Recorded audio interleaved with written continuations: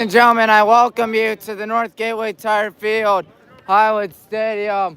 Headset is off right now. That's because, I don't know, it's senior night for 47 seniors. Are you serious? Yes, I am serious, and don't call me Shirley. We're gonna have some fun tonight. Love the movie Airplane, by the way. Who doesn't? But who also doesn't? Who else loves Highland football? I tell you who loves Highland football. Bunch of people right over here tonight. A lot of people showing out for senior night. Let's listen. Coming out is Caroline McKendry. She's escorted by her parents, Dave and Tara McKendry. She's looking to attend Belmont, University of Miami, or Michigan. That's school in Illinois. She's going to major in commercial music, and her favorite team memory included all the band rides to and from all the tournaments. I'd like to underclassmen are to enjoy the time you have while playing. Be grateful for every moment. I'd like to thank Coach Becker, Coach Chester, Coach Arbor, and her parents for all of their support. Carolyn McKenzie. Next we have Allie Miller. Allie's escorted by Jared and Laura Miller. We plan to attend Malone University and to play golf and study nursing. She's going to major in nursing, as I mentioned, and she enjoyed also the band rides to and from the golf state tournament and staying in a hotel with her team her junior year. Our advice to underclassmen is to find something you love and work very hard at it. Enjoy every moment possible. I'd like to thank Coach Becker, McKendry, and all golf coaches who have coached her parents, family, friends, and teachers. Maribella Shelton is the next person. She's escorted by parents Doug and Melissa Shelton. Her plans are to attend college somewhere, hasn't decided yet, and major in business. Her favorite team member was going to Dayton and staying at the hotel for last year's stay. Her advice to underclassmen will be to cherish every moment because it goes by fast. She'd like to thank her parents, Coach Becker, Coach McKendry, Coach Chester, and her teammates for unconditional support throughout her high school career. Maribella Shelton. Then we have Miley Tylicki. Chad Tylicki's father and Christine Tylicki's mother are escorting her. She plans to attend college where she hasn't decided on career, but she's going to major in biology. Her favorite team memory is when the team would sing together on the band bus. The advice on the class is to take advantage of every opportunity. She'd like to thank all of the folks who helped her, including her amazing parents, coaches, and teachers. Miley Tylicki. Kate Vickerman. Kate is escorted by her mom Karen and her dad, Jeff. Post-graduation, she plans on attending Ohio Northern University to study early childhood education with a minor in intervention studies. She will also continue to play golf at the collegiate level for Ohio Northern. The favorite team memory includes the Starbucks runs and the band rides, and her advice to the classmates is to work hard and put your mind into anything that's possible. You might even surprise yourself along the way. We'd like to thank every single one of her golf coaches, Coach Mark, Harvard, Chester, Becker, Mike Emery, and her dad. We'd also like to thank her parents and brothers for always believing in her and participating in all of her days of work. And by the way, happy 18th birthday, Kate. Let's move on to the girls tennis. Also the Suburban League champs. The doubles teams qualified for the state. And it starts off with Sarah Kelly. Sarah's escorted by Ben and Carrie Kelly. She hasn't decided on where she plans to go to college, but she's leaning towards finance or accounting. Her favorite memory includes food stops and after matches. The advice to run classmen is to enjoy every moment because it goes so fast. And she'd like to thank her parents and all her coaches. That's Sarah Kelly. Elise Mancini. Elise is escorted by Ryan and Rich Mancini. She's undecided about where to go to college, but she thinks she wants to major in education. Her favorite team memory was winning our 10th Suburban League in a row. The advice to underclassmen is try not to put too much pressure on herself. She'd like to thank her coaches, parents, teammates, and doubles partners Sarah Kelly and Melissa Kelly. Elise Mancini. Let's go over to the girls cross country. The boys were Suburban League champs, and the girls cross country, they will compete tomorrow in the regional final in Oregon. So please wish them for the best. Starts off with Mackenzie Lahosky. Mackenzie's escorted by David and Heather Lahosky. She plans to pursue what makes her happy, which is very good advice. She's going to Kent State, and her favorite team memory included when she achieved her first PR in cross country. Advice to underclassmen is stay active and don't compare your journey to anyone else's. She'd like to thank her parents, grandma, Aunt Mo, and everyone who has supported her along her journey. Mackenzie Lewis-Losky.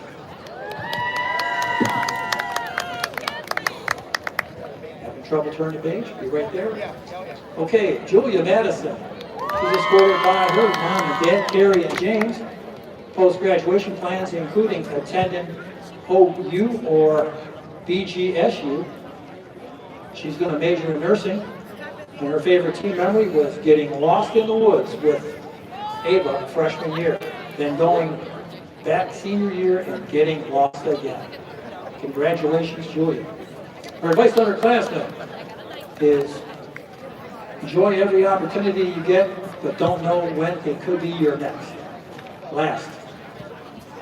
Thank you to Devin Livincott, her teammates and family for supporting her all these years. Julia Madison. Ava Calante. Ava is supported by her parents, Lisa and Giovanni. She plans to attend college, currently undecided where, but her top choice is the University of Michigan or Auburn. She's going to major in biochemistry or medical laboratory research. And her favorite memory was getting lost in the trails behind the visitor line freshman year with Julia and struggling to find their way back. Thank God they made it. The advice to underclassmen is every competition has an impact on your season, so take them all seriously, but don't lose love for your sport. She'd like to thank Coach Lippincott, guiding and far, and helping her achieve the mentality she has today. Her parents for providing her with the opportunities to have taken part in this team, and her teammates for always being her #1 supporters. Ava Plante. Now boys cross country.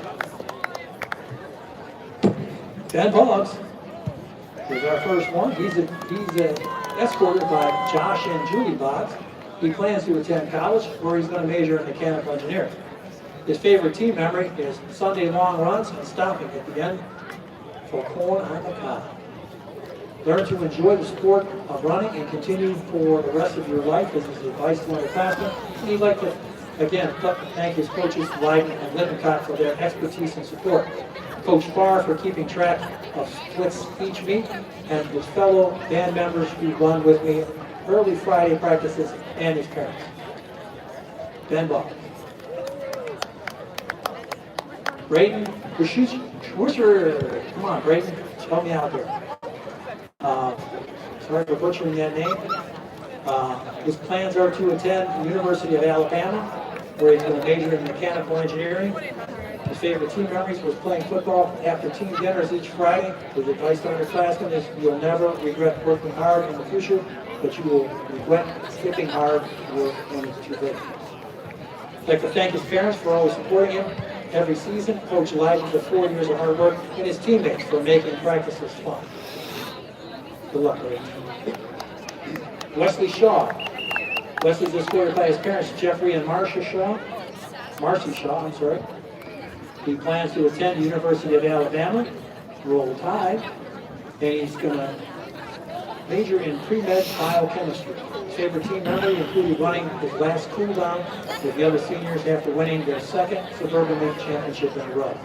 The advice to underclassmen is find something to appreciate in everything and learn to do things for yourself. I'd like to thank mom, dad, and family, friends, teammates, coaches, and himself for never giving up. Wesley Shaw. Now our cheerleaders, Lauren Alvarello, is escorted by she plans to attend Liberty University where she's going to major in finance. The favorite team memory included playing Lover's Leap at practice with Chloe. You always remember there is someone looking up to you. This is her advice to underclassmen. She'd like to thank her friends, family, teachers, young life leaders, and God. That's Lauren Alvarello. And Broadwater. Jody and Matthew Broadwater are her escorts. She plans to attend college, but she doesn't know where, but she thinks she wants to be a nurse. Her favorite team memory included the team dinners before every home game. Their advice to underclassmen would be enjoy every moment because high school goes so fast. Get involved, make memories, but most importantly, stay focused on your goals, but don't forget to have fun along the way. She'd like to thank her mom, dad, and sisters for always being her #1 supporters, and to Coach Keeling as well. Also, thank you to her best friend, Bree, for being with me through every step of high school, Anna Rodwater. Reagan's escorted by Jennifer and Scott Clark and Lee Blackburn. She plans to attend college where she's going to major in physical therapy. Her favorite memory included going to team dinners at the girls' houses before each game. And her advice on her classmates is do not take anything for granted, have fun, and make unforgettable memories. She'd like to thank her family, friends, teachers, and coaches. Make Reagan Club. Michaela Crump. And Evan are all escorting Caleb. She plans to attend Penn State University. She's not sure what she wants to study yet, but her favorite memory included getting ready together before games, cheering for home games. She'd like to advise her underclassmen to try your best and make every day count. She'd like to thank her family for their encouragement and support. Michaela Crump. Reagan DeMoss. Reagan is escorted by her parents, Greg and Lindsay, and her siblings, Hudson, Harrison, and Sutton. Post-graduation, she plans to attend college where she thinks she wants to study nursing. Her favorite team memory included getting ready before the games together and having team dinners. Her advice to underclassmen would be, don't give up on your dreams, have fun, it goes by fast. She'd like to thank her coach, her family for supporting her, and always being there. Reagan DeMoss. Chloe McPherson is next. Brian and Ashley Martinez are third and Chloe. She plans to attend Florida Atlantic University, where she's going to major in business. She enjoyed playing Lovers League with Lauren, and her advice to her class would be, don't be afraid to try new things and enjoy every moment. She'd like to thank her parents for always being at every game and believing in her. Her presence, their presence, is always noticed and appreciated. Chloe McPherson. Natalia Hero. She's escorted by her the post-graduation plans include attending the University of Akron and hopefully be on their cheer team.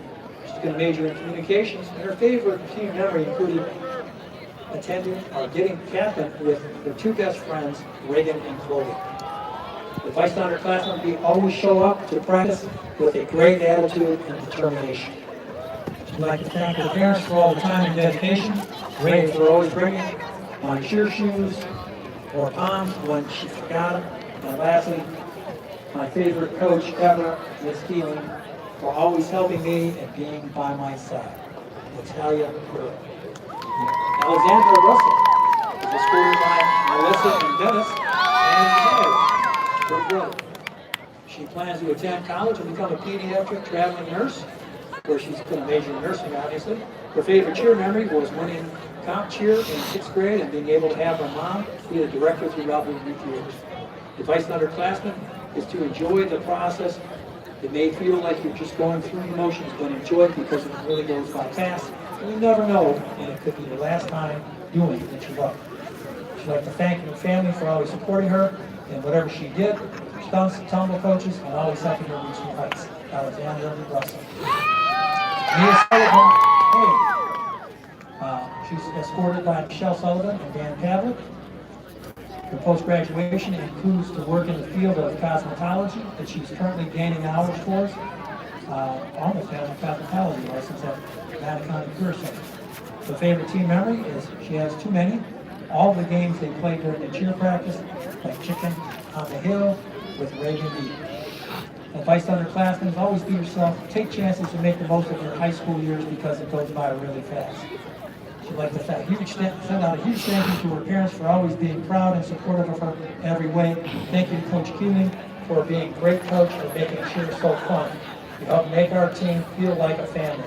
And thank you to my family for making our last year in high school so amazing and unforgettable. I love you all.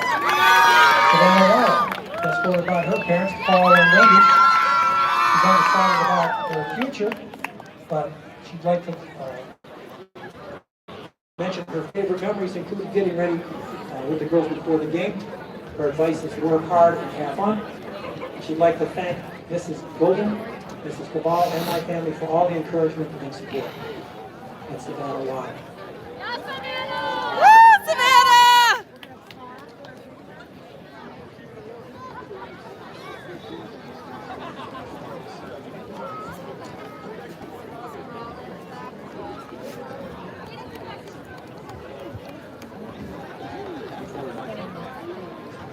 Ooh, every year. I know. It's really... Ooh.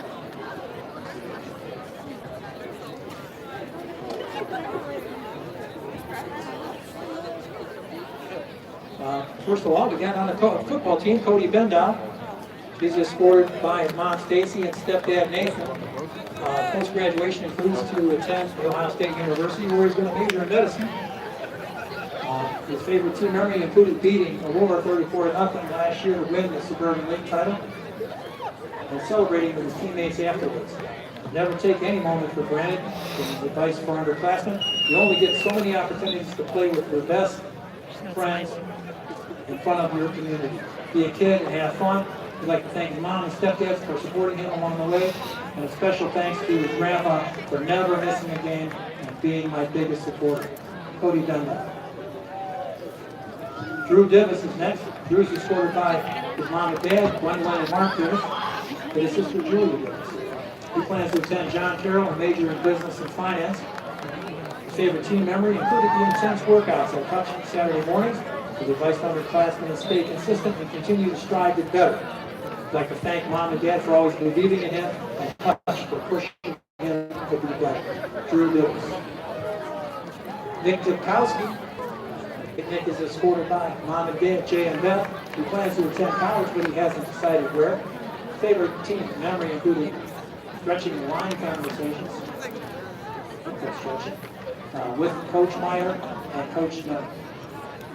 Situations, as advice to underclassmen, situations are only as bad as you let them be.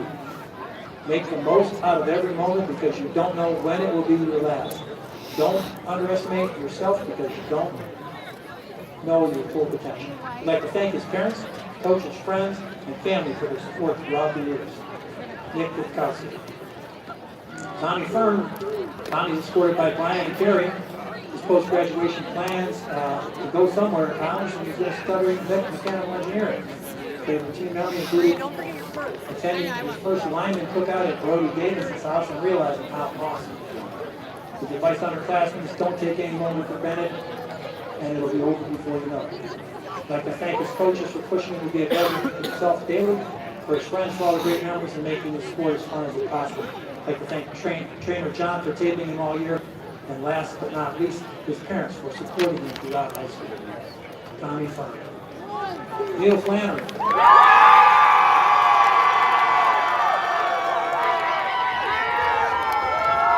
Yeah, Neil couldn't make it tonight. Oh no, there he is. He's escorted by Tom and Anne Marie Flannery. Plans to go to college where he's going to be an engineer. He enjoys celebrating in the locker room and beating Avon his JV sophomore year. His underclassmen advice is to enjoy while it lasts because you only get to play so many games. And he'd like to thank his parents for always supporting him. He'd like to thank his coaches for always pushing him to be his best. Neil Flannery. Lucas Irving is next. Lucas is escorted by Mom and Dad, Dave and Julia. Julia Muzika. Okay. Sorry, Julia. He's undecided on what college to attend, but he's going to major in civil engineering. His favorite team memory was going out to eat, hang out after games. The advice to underclassmen is be consistent in everything you do and put in extra work when you can. I'd like to thank his dad for always supporting him, trainer John for always putting up with us, and Coach Gribble and Edmund for making wide receiver Indy enjoyable. Lucas Burke. Grady Gibb is next. Grady's escorted by Mom and Dad, Lori and Mike, and sister Patty. Post-graduation, he plans to attend Ohio University where he plans to major in nursing. Favorite team memory included beating Avon his sophomore year on JV. His advice to underclassmen that goes by fast, so enjoy the journey. I'd like to thank his coaches from youth all the way till now, and of course his parents. Grady Gibb. 2D1. Jameson Gordon is escorted by his mom and dad, Josh and Allison, and his sister, Scarlett. Plans to attend college where he wants to major in finance. He also enjoyed beating Avon on the JV team his sophomore year. Let's see if we have to do the varsity this year, boys. His advice on the class is work hard and stay consistent because every day matters. We'd like to thank his parents and his coaches, Jameson Gordon. Landon Kuzma, escorted by Allison and Dennis. His post-graduation, he played football in college, where he also plans to major in finance. His favorite team memories include the locker room celebration after the win last year against Aurora. And his advice to underclassmen would be just have fun, it goes quick. He's grateful to the Lord for the blessings in his life and to his mom, dad, and friends for their love and support. Landon Kuzma. Carson Kwiatkowski. Carson's escorted by Nicole and Brian Kwiatkowski. Plans to play soccer somewhere in college, and he's going to major in clean physical therapy. The Avon JV game was his favorite as well, and he'd like to tell underclassmen to take advantage of the time you're given as it goes by faster than you think. He'd like to thank his parents, his coaches, his teammates for making 4 years special. Carson Kwiatkowski.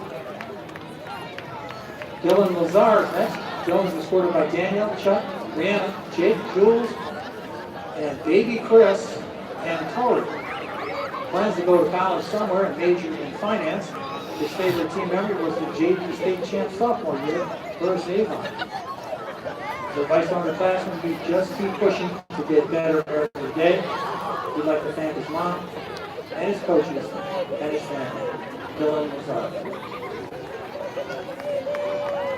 Brock Leatherman is next. Brock's escorted by Sean and Tracy Leatherman. Plans to attend Miami University where he'll major in business. His favorite team memory was include scoring a touchdown against Scotland.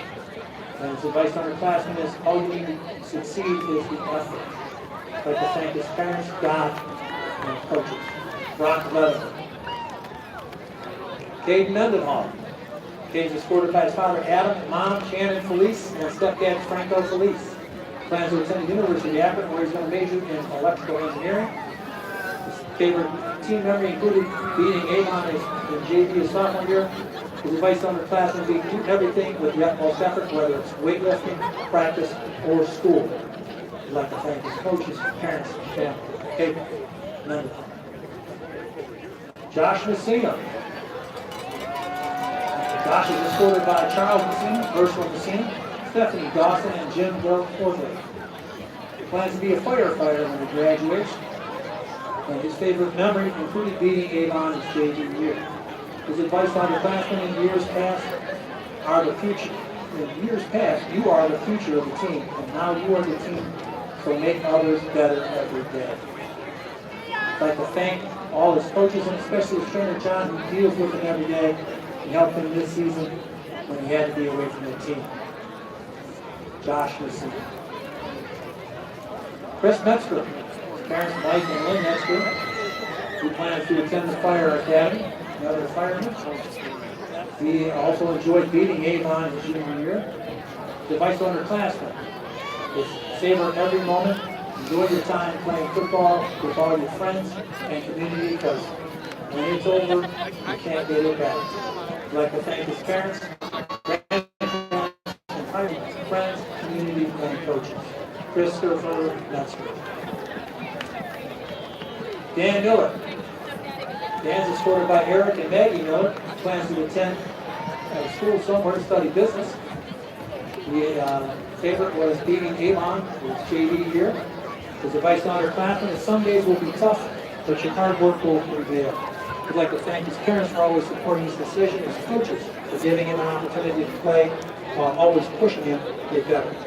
His teammates for making hard practices better and for always bringing energy into the locker room. Dan Miller. Casey Meisner. Casey's escorted by his mom Mandy and his dad Nathan and his little brother Brady. Post-graduation plans are to attend college and further both his academic and athletic careers. His favorite memory includes all the way back to 6th grade when Highland black and green teams played each other and the winner advanced to the championship. As a vice underclassmen, enjoy it while it lasts because there's nothing quite like a Friday night under the lights. I'd like to thank his mom for playing catch, running plays with him in the yard. She will always be his biggest supporter. To his dad for reminding me pain is temporary and keep showing up. To my brothers for keeping me humble, especially my little brother who motivates me to work harder every day by telling me how much better he is than me. Thank you, Papa. I hope to make you proud wearing number 25. And finally, thank all his coaches, teammates, and everyone who supported him over the years for an opportunity to be part of such an incredible program. Good luck to all future Hornets. Casey Meisner. Aiden Fodes. Aiden's escorted by mother Shannon, father Brian, sister Avery. Plans to attend Southern Florida, where he's going to major in business. Joining his team this junior year was his favorite memory, and his vice underclassmen is, even if things get hard, keep going. I'd like to thank Mom and Dad for all their love and support, and Hutch for pushing me to be the best version of myself. Next we have Callan Whitman. Callan is escorted by Stephanie and Kyle. Plans to attend college where he's going to major in finance. His favorite team memory included the bus rides home from our week 1 game against Erie McDonald. The vice underclassmen is don't take this time for granted because before you know it, it'll all be gone. I'd like to thank his parents for giving him so many opportunities, coaches for building me into the man I am today, friends for all the great memories for being there for me when I needed it, and trainer John for helping me in my daily recovery routine and washing my clothes. Alan Whitman. Noah is escorted by Chris and Michelle, Mom and Dad, and his brother Tristan. He plans on going to Kent State where he hopes to get into the Army ROTC program and study aviation. His favorite team memory included scoring his first touchdown. And his advice to underclassmen is don't wait to take advantage of an opportunity to succeed. I'd like to thank his coaches, trainers, teachers, and especially my parents and brothers. Thank you all. Noah Long. Ryan Zahir. He's escorted by Nisreen and Riyadh. He's undecided about where he plans to go to college, but he thinks he wants to major in biology and dentistry. His favorite team memory was all the lineman cookouts. His advice to underclassmen is keep working hard and have a while doing it. Yes, I don't know what that is, but have a good time doing it. You never know what can happen. I'd like to thank God for good health and the ability of doing great things. His coaches, his parents for always pushing me to do better. The Lions are here. Cooper Zielinski is escorted by Matt and Shannon. His post-graduation is to go somewhere for higher education, major in finance. His favorite team memory included playing and practices with his best friend. His vice underclassmen has always had a good time with your friends because those memories will last forever. My mom and dad is who we'd like to thank most for always supporting him throughout his high school career. That's Cooper Zielinski. William Zielinski is escorted by Matt and Shannon, who plans to attend college and major in business or law. His favorite memory included the defensive film meetings and on Thursdays. His advice to underclassmen is time flies, so enjoy it. Thanks to my parents for supporting me every day, and thanks to the Highland community, which is what I'd like to say. Looking at all these seniors out here we've seen today, it's a great group of kids we're losing, and how about a big round of applause for them? Love to see you come back and see some games in the future, guys. Thank you all for being here early for this. All right, so senior night is history. You're gonna have to put on the headset, folks, as we're gonna have to hurry for the national anthem and all that fun stuff. Yes, sir, all the seniors right there. So, if we put on the headset. Hold on a minute, folks. That's right. This is going to be a lot of fun tonight. You see that giant banner, my goodness. There's just one major issue. I cannot wear a polo shirt tonight. I'm wearing the special senior shirt that Mrs. Miser generously gave to me. Didn't want to let her down on senior night.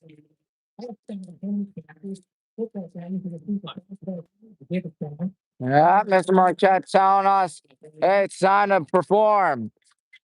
Now, this game's going to be a little more interesting, ladies and gentlemen, in the case that the, what do you call it?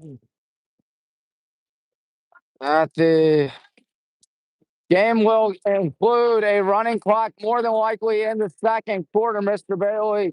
And their athletic director, Kenny Johnson, I believe, agreed to that, as did Mike Gibbons and their head coach, Kevin Paff.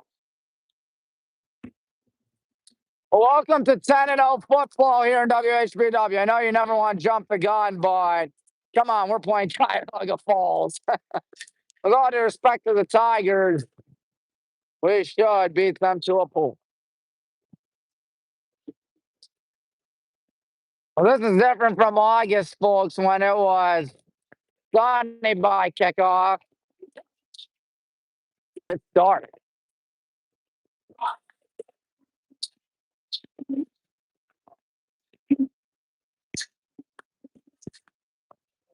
This is the first time in a while we've done the full introduction, the full pregame show with the marching band.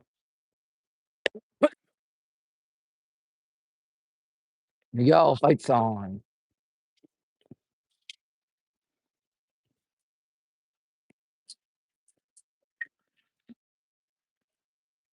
So everybody marches right there. We're down on the track. No sandstorm tonight. Probably out of respect for Cuyahoga Falls and, of course, respecting the band. We want the band to play. We want the band to play. They do a good job. And, of course, we don't want to drive Cuyahoga Falls to the point of insanity like we did to Talmadge. Oh, well. That's what it is. I'm not going to complain. I'll complain myself. So I shouldn't be complaining. I love being in the marching band. And now we make the H out there, ladies and gentlemen. Now, Cuyahoga Falls, they have typically a good marching band. Usually their marching band is better than all their athletics. This will be the last time we play the Black Tigers in a game of high school football. At least as far as I'm concerned. But now we will do the national anthem, followed by the alma mater. So let's listen. Here we go.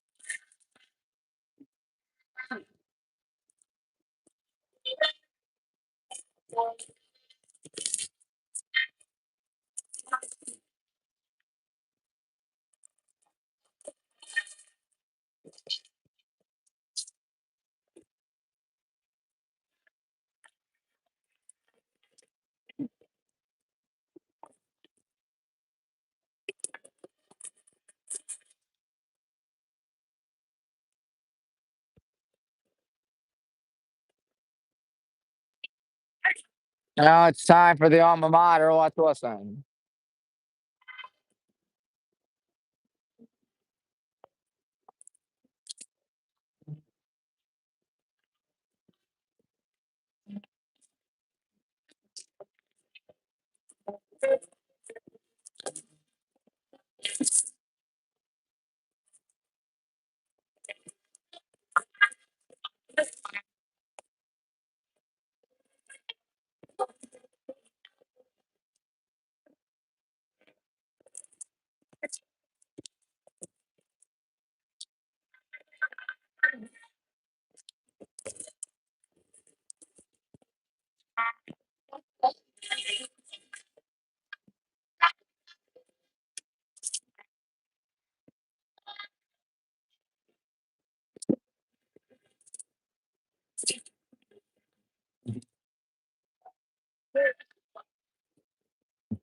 Yes, high school football is almost here. Look at the time right there, 7 minutes, 2 seconds. Sorry, Jonah, go ahead. My mistake. Didn't see you there. Jonah and Landon are practicing their kicks right now. We'll be heading out of the tunnel in a minute, let me assure you that. So why don't we walk over there right now? Full night. Weather gonna be in the low 40s throughout the entirety of this thing. The objective is to stay warm. Let me assure you that. Hopefully these folks will stay warm. Now here's the deal. Here's the deal. Avon Lake wins. Wow, helicopter flying way low. My goodness. Well, anyways, here's the deal. We win. Avon Lake wins. We got the 1 seed. If we win, Berea Mid Park wins, then Wadsworth captures the 1 seed. Everybody right there getting ready for tonight. You know it. Sorry, folks.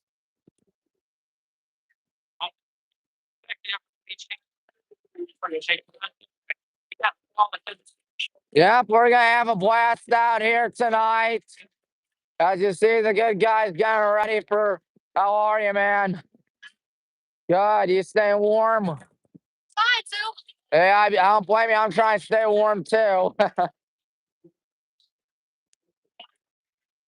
Coach Mike Evans, assisted by Chris Meyer, Mike Natwin, Kenny Fritz scoring dribble, Kristen Endo, Nate Bracey, Dominic Lombardi, and Cameron Niehaus. So there is that.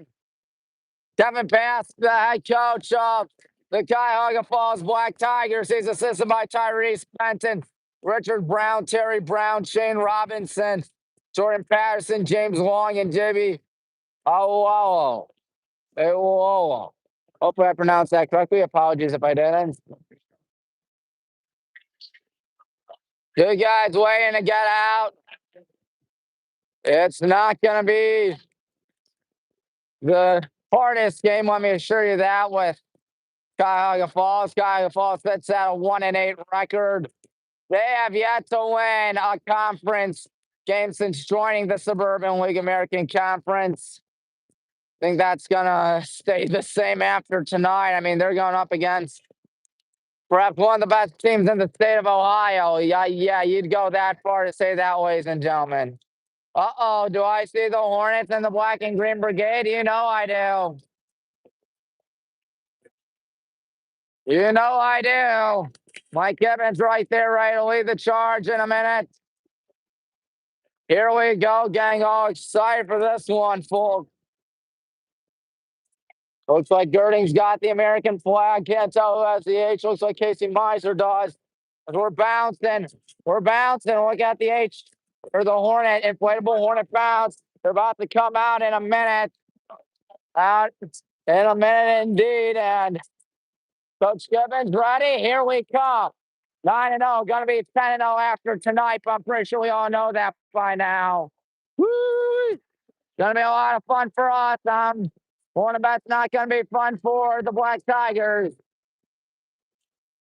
Yep, there we are in all our glory. Coach Gibbons right there. We will get the ball to start off the game, as you might expect against a team so low like Cuyahoga Falls. He's already out there. Our players squeezing in a prayer or two on senior night. You heard a lot of our seniors say their favorite memory was beating Avon sophomore year. We got to do it for real in JV. Let's hope it happens.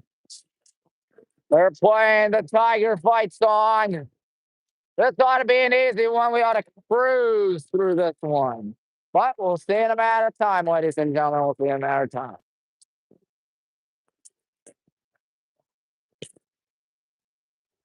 Oh boy, they're run behind me. My goodness. Brewers are running, and now they just broke Congratulations, seniors thing. You can see it, but it's right there. How about that? There's Landon Kuzma. He might be having the night off, considering how easy Cuyahoga Falls typically is. Yes, it's a Friday night. And where else would you rather spend it than Highland Stadium, North Gateway Tire Field? The Pickles are out for the marching band. The students are sort of out. I mean, then again, a lot of people are assuming we are going to win by at least 60 tonight. I tend to agree. Second quarter running clock. I don't know if that'll be regardless of outcome or whatnot.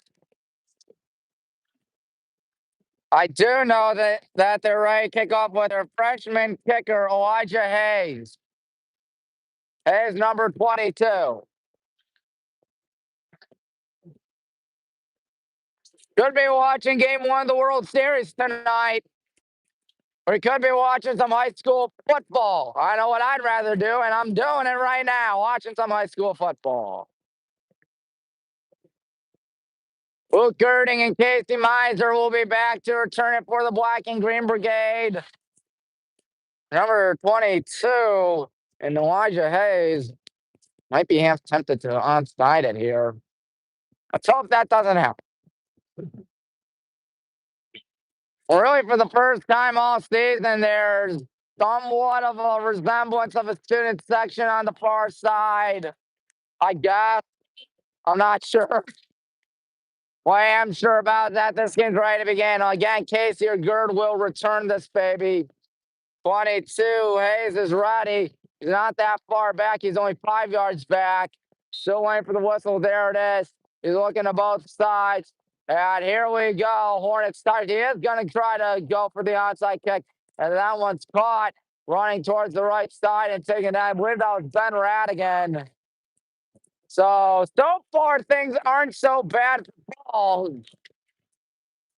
The future Metro Athletic Conference School. Gimme Gibb at the 36-yard line.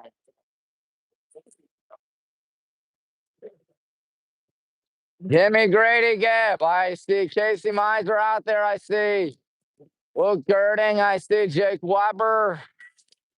Once again, gimme Gibb. And what looks to be a pistol formation out here on first down at 10. Grady waiting for the snap. Dylan Lazar also out there. It might be shotgun and to give it to Dylan Lazar to the right side. Good move by Dylan. He's running up the middle. He's plowing his way forward. Jake. Oh boy, you thought Jake and Dominic Dorita get after it, but luckily nothing bad.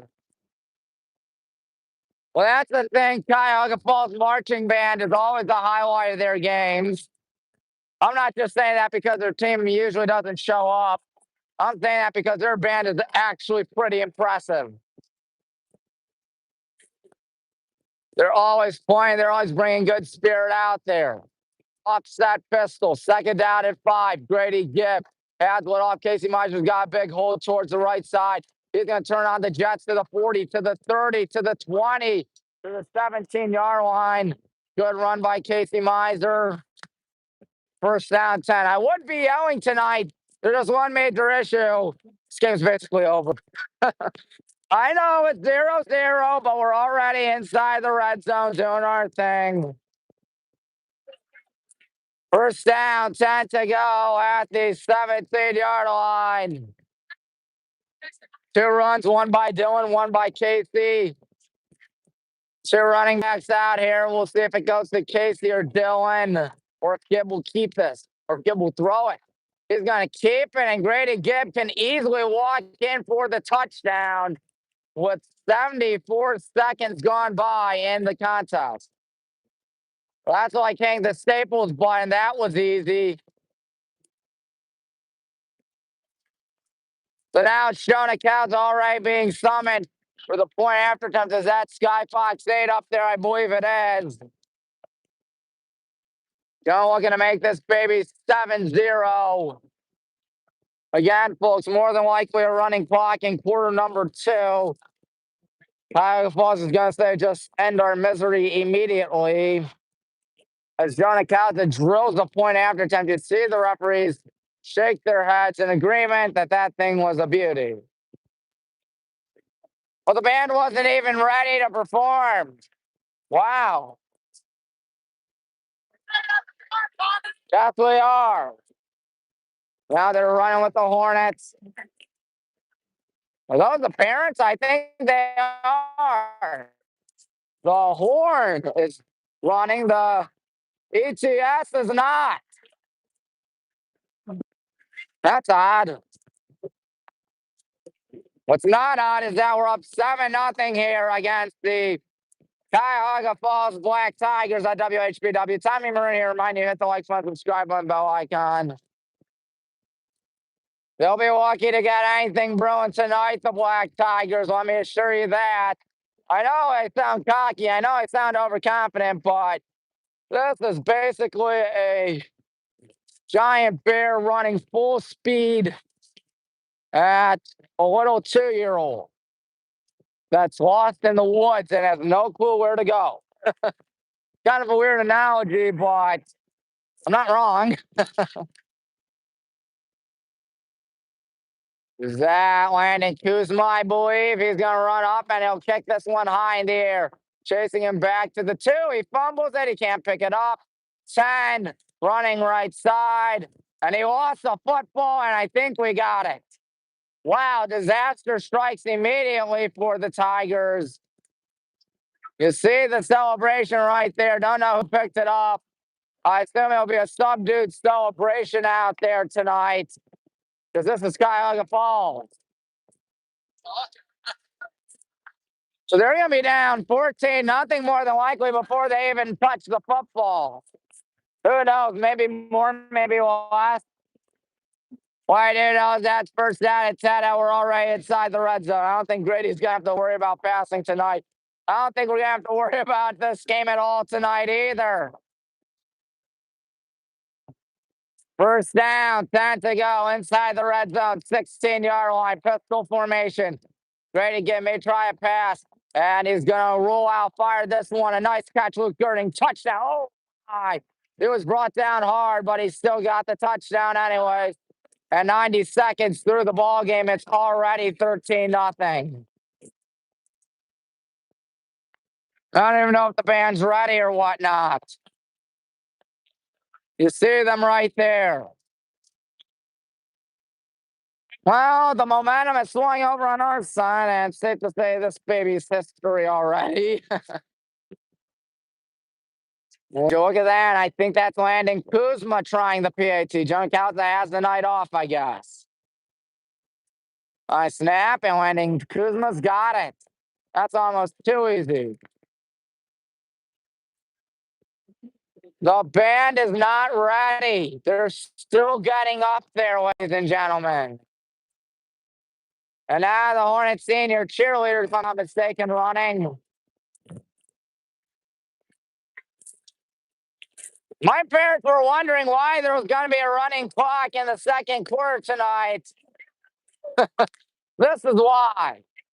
90 seconds through the ball game. 14-0.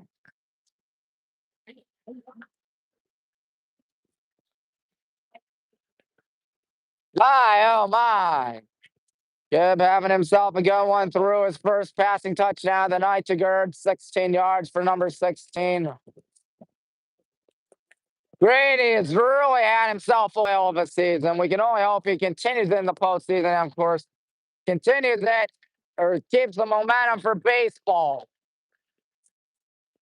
Grady, the first baseman for the Hornets.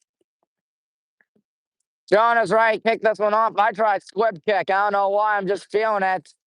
Nope, he's going to kick it deep, deep. Oh, he's going to fair catch it at the end zone, Jordan Saunders. There's Ryan here barking. Luke Grillis, also one of the main men out there. 11, Chris Metzger. 85, Dan Miller. 2 is J-Mo Gordon. 20, Cal Whitling. See number 19, Owen Zelensky out there. That's 15 Coops Zelensky. 15 Coops Zelensky, I beg your pardon. If the student section is uninterested in this game, I don't blame them. Number 8, Giovanni Tuttle looks to be quarterback. I heard they're going to be doing Wildcat tonight. Like the 2008 Dolphins, it's a bad snap, and he is going to try to get something out of nothing, and he lost 4. Luke Drillis and Coop Zelensky all over him right there. So, also like Michigan State, trouble with the snap out there. Oh, I don't know. I'm sorry. Second down, 14. Giovanni Tuttle is listed as a receiver. He is a 6-foot senior, just like Grady Gibb. In the backfield with him is Matt Horner. Horner is on the left. Second down and 13 from the 17. We'll see if this is a better snap. Yes, it is. Handoff up the middle. He's got nothing doing. Trying to push the pile forward out there, but the whistle played dead after a gain of 1. Third down. No yelling, it's third down tonight because, come on. As I always say, it's the Black Tiger Marching Band probably could have a better fight than their football team. Keep in mind, more than likely, a running clock starting in the second quarter as the Black Tigers just want to get out of here and out of here fast. Already down 14-0. It's third down. Tuttle and shotgun. Will he dare come out passing? He's a receiver, folks. We'll see. And he's just going to bootleg this one to the right side, trying to find a hole. He's got nothing doing. He's wrestled down at about the 15-yard line. Fourth down, it's time for. Looks like Luke was all over him, as was JMO. Number 8, Ryan Zahir checks in. Number 1, Dylan Lazar checks in. As Luke Girding is ready to return this. Be on the lookout for a bad snap. There's one thing Cuyahoga Falls always do. It's have a bad snap and punting time. With that being number 12, Nick Campbell. Let's watch out for the snap. It is going to take a few hops this time, and he's going to run. It's blocked, and touchdown, Kyle Whitling, who will pounce on it now. Touchdown.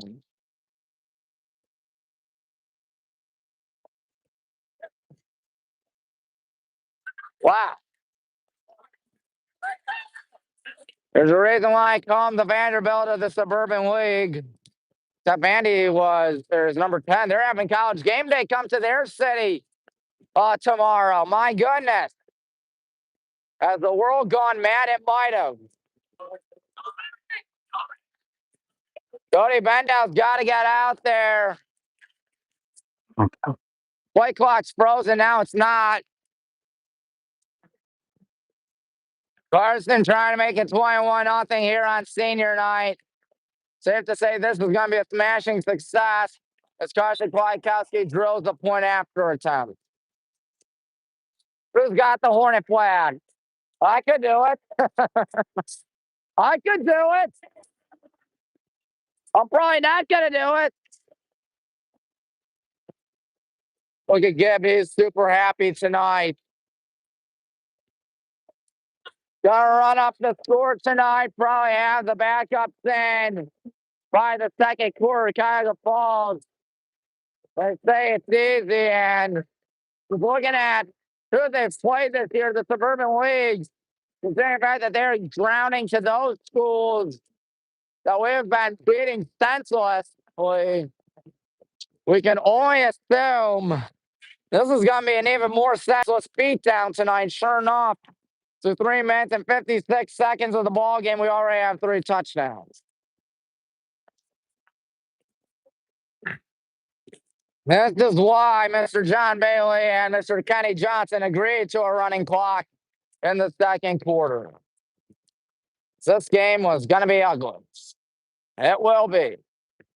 Landon Kuzma with a liner of a kick. This ball, ooh, it's caught by number 5, Jordan Saunders. Saunders runs right. Saunders escaped from one. Can he escape from the rest? No, he can't. But he got past the 20 to the 23. Their best field positioning tonight. 4 minutes, 2 seconds. So around at Northeast Ohio Division II Region 6, Avon has Elyria. Olmsted Falls dealing with North Ridgeville in a game that will determine who gets the first round off. And of course, Wadsworth has to deal with Stolen, and Avon Lake needs to win for us to get the 1 seed. They're taking on Berea Mid Park. Tuttle and shotgun. He's waiting. High snap. He's going to hand one off towards the middle, and his slot through Willis. Got him and got him bad. Oh boy, someone's down for the Tigers. Looks to be number 53, Yuli Scribner.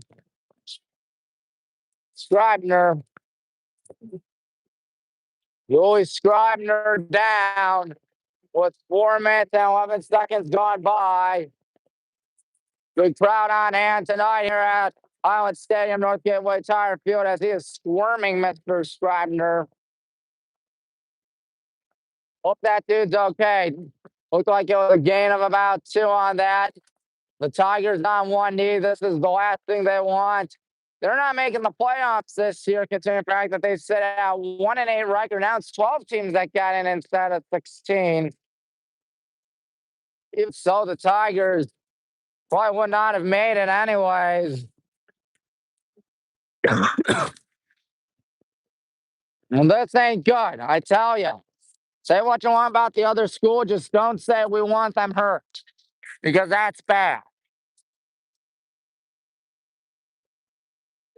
That's really bad.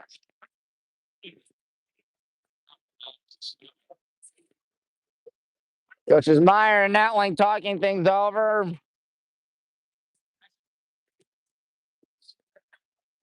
As the defense is waiting patiently. There is 7:49 left. He's still down. This is not good, folks. And he gets back up. All right, he's hobbling. May have hurt his leg, may have hurt his knee, may have hurt his foot, ankle, whatever it is. We wish him the best. 53, that's Joey Scribner. Now, I heard Cuyahoga Falls has a smaller roster than Barberton. Unlike Barberton, they want to play us. They think there is the illusion of an upset.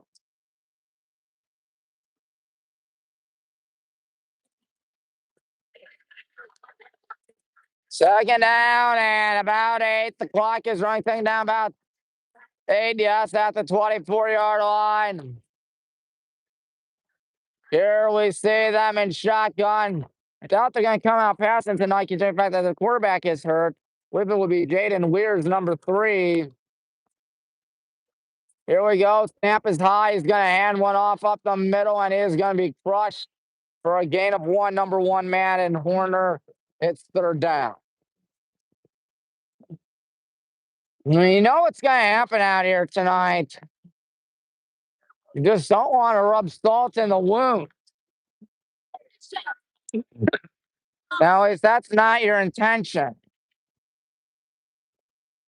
It's actually 3rd down, about 8.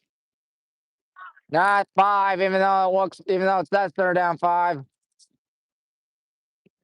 Giovanni Tuttle, I beg your pardon, is in shotgun. He's going to roll out right side. He might try to throw this. He flares one high in the air. It's intercepted by number 15, Coop Zelensky, I believe. Yep, that is Coop Zelensky. There's a reason why Tuttle's a receiver on my roster and not quarterback. Well, the student section should still show out tonight. Let me assure you that. That's not too shabby of a student section. Try to stay warm. It's a pink out. Well, 39 yards out. Not our worst field position tonight. We start at the 36.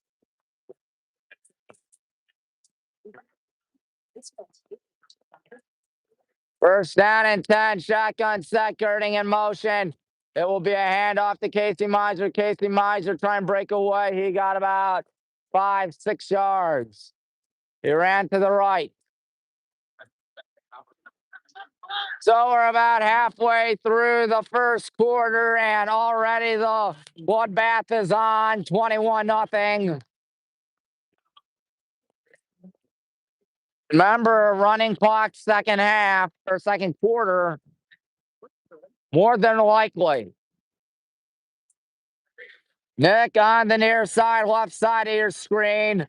Second down, it's 4, I believe, as it's a handoff. Casey Miser. Casey's running left. Casey's still on his feet. He's got a first down up to about the 21-yard line. Good run there by Casey.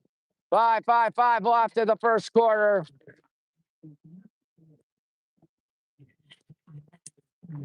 At the 22, it's first down. Here we go, waiting.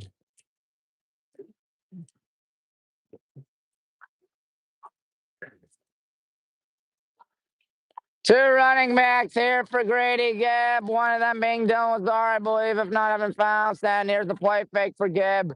He's just loading up. He's going for a wide one with Girding, and he overshot with Girding. Rare miscue there by Grady Gibb. I know you can get away with it against Cuyahoga Falls. But again, I know I've been harping all season long about those Eagles of Avon, but you gotta correct mistakes out there. It's second down. 10 to go. 5:30, 12, 5:26. In the pistol formation, does Gibb come out passing again? No, he will hand one off to Casey. Casey is taken down after a gain of maybe 1. Wow. One of the few things Cuyahoga Falls has done right tonight. It's third down for the first time tonight for us. 5-10. We may not score on this drive. Good Lord. That would be disastrous. All right, 2 touchdowns for us on offense. One of them a special teams touchdown on a blocked punt. As Grady fumbles the snap, he's got to pick this one up. And oh boy, I tell you, those self-inflicted wounds. Cannot do that, ladies and gentlemen. Is he going to try a kick just for kicks and giggles? Yes, Jonah Kauza. 42 yards away. This one would be about 62 from the National Football League if we consider my rule of thumb. Cannot do those self-inflicted wounds. Got to look mature out there. Whether it was Grady overshooting or Spencer with the bad snap, but otherwise, obviously we'll get away with it tonight as Jonah Cowles is waiting for the snap here. 42 yards away. That kick is a beauty. It is 24-0. 4 minutes, 5 seconds left in the first quarter. Good kick there by Jonah. He's drilled, I believe, what now? His 3rd field goal of the season. Good snap by Dan and a good hold by Gibb. Let's not forget them. They do a good job too. Steam coming out of everybody's mouths tonight. That cool. It's that time of year, ladies and gentlemen.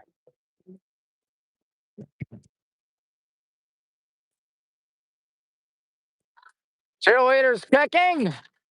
Let's hope they don't get sore. Their right or left, rather left leg and feet and knees don't get sore.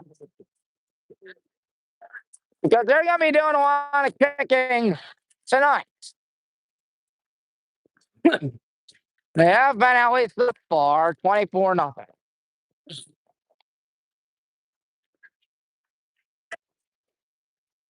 It's Jonah Kauza kicking off right here. He's going to run up. He's going to let one fly on a line. Ain't nobody going to touch that. That's the beauty of a kick by Jonah. I mean, Jonah made a 42-yarder. That's not easy in high school, especially for a junior kicker. But Jonah Kauza is one of the best kickers, not just on the team, of course. I know we got 3 kickers, one of the best in the whole state.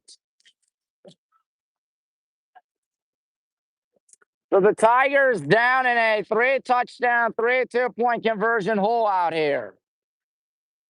24-0. Returning back to the field, Giovanni Tuttle.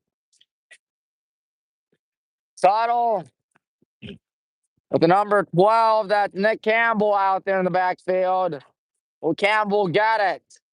No, it's going to be a bootleg to the left side and wrestled down. Evan Fowles. He lost 2 yards out of that, 3 yards out of that. Second down and 13 from the 17.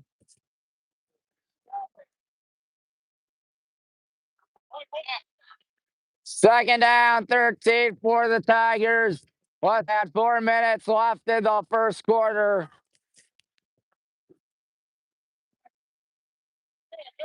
They're just talking things over. Kevin Pask.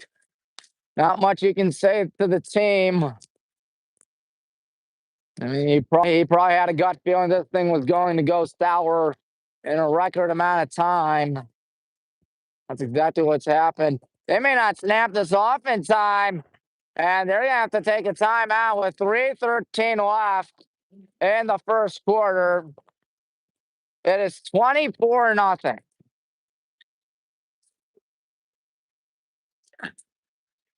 24-0. 3:13 left in the first quarter. I tell you, we'll be 10-0. But talk about being 10-0 is the chance that you got a target on your back now, and you can take down a dynasty known as the Avon Eagles. I know I've been fixated on the Eagles all season ended, knowing how the year before ended. So it's second down and 13 from the 17. It's second down 14 from the 16 scoreboard, but it's actually second down and 13 from the 17, as noted. Here they go, ready to get something going. Excuse me, folks. Just need to fix my shoe. As here they go. Man in motion. It's a jet sweep touch pass, and they're going to call that incomplete. Thought that thing was incomplete. Third down.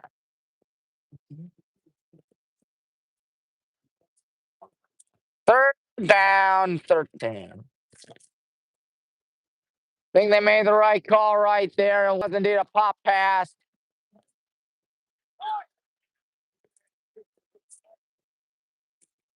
And good view of the officials out here tonight. They're doing a good job, I'll tell you that. 3rd and 13. Tuttle and shotgun once again. 24. That is Josh Bell playing tight end. And now Tuttle's going to pass. He's just going to heave one. That pass is intercepted by Cal Whitling. No, it's incomplete. It is incomplete. Cal Whitling thought he had the pick, but the official said that hit the ground first. We can get mad all we want. We're still going to win this game. YJ Hayes, he's punting. I know I sound really cocky right now, but this game has really been a disaster for Falls. They have never won in American Conference games since switching sides in 2021 in football. Weak snap. And Hayes lets one go. Luke Goering says, I don't want a piece of that. I'm not going to get a piece of that. Down to around the 40-some-odd yard line with 2:52 left. Well, the students once again showed out tonight, even though they knew this game was going to be a blowout and a flaming disaster for one school and a really good one for the other. And the really good one being for us, of course, at the 46-yard line, our second worst field position today, first down. It is a chilly night, I'll tell you that. Hopefully my fingers don't freeze off. First down, 10. Gibb is going to bootleg this one to the left side. Throw on the run. A good catch by Jake Weber, who escapes. And Jake Weber down the sideline. He's got a first down. Nice jumping catch there by Jake the Junior. Say that 10 times fast.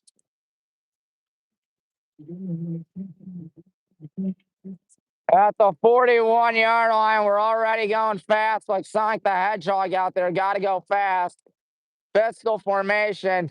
It's going to be Casey to the left side, and Casey's still going. He's going to run up to about the 31, 32. He's going to be mighty close to that first down marker. They're going to say he's about a yard or two short, 2.5 minutes left.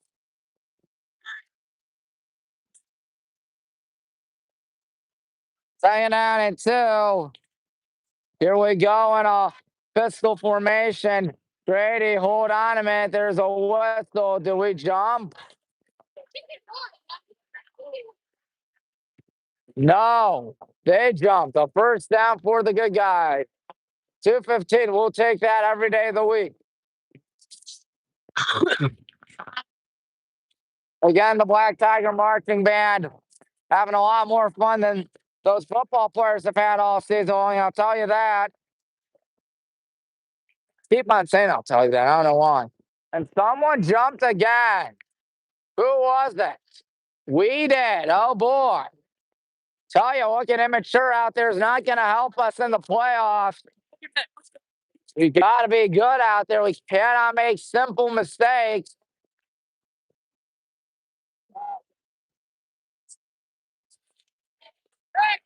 First down at 15. 2 minutes, less than 2 minutes in the first quarter. Our score, good guys 24, Tigers 0. This game has been a birthday gift. First down and 15 in shotgun formation. Grady Gibb waiting. He might come out passing. Oh, boy, another bad snap. And Casey Miser's going to make something out of it. Well, that went from near disaster to gain of about 10. Second down and 5. Tell you, Spencer's got to get a little more mature out there. I know he hasn't had too many of those miscues lately, but I understand you can be a little more relaxed and kick back against the Tigers, but you still gotta show maturity. You still gotta clean up some stuff. Second down and 6, 70 seconds in the quarter. And the snap goes to Gibb. He hands one off to Casey. And Casey's running right side. Casey inside the 5, 4, 3, maybe the 2. The 3-yard line, 59 seconds left in the first quarter. There will most certainly be a running clock, I believe. Move those chains, ladies and gentlemen. Here we see Grady in a pistol formation. We're going to make it even worse out here. And Casey's going to make it even worse. Touchdown. He just struck the man, showing no mercy on behalf of the rest of the team. 30-0. Holy cow.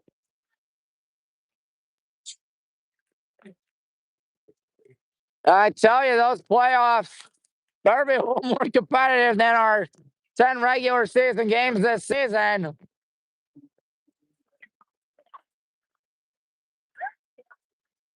It's Landon ready to return it, or kick it, I beg your pardon. They're not even rushing it. My goodness. Oh, look at that. They're spread out. That kick is up. That kick is wide left. Wide right, excuse me. Wide right. Well, it's all good because it's a 30-0 ball game, but still, we're making a lot of silly mistakes if I were to be honest with you, folks. But anyways, it is a 30-0 affair.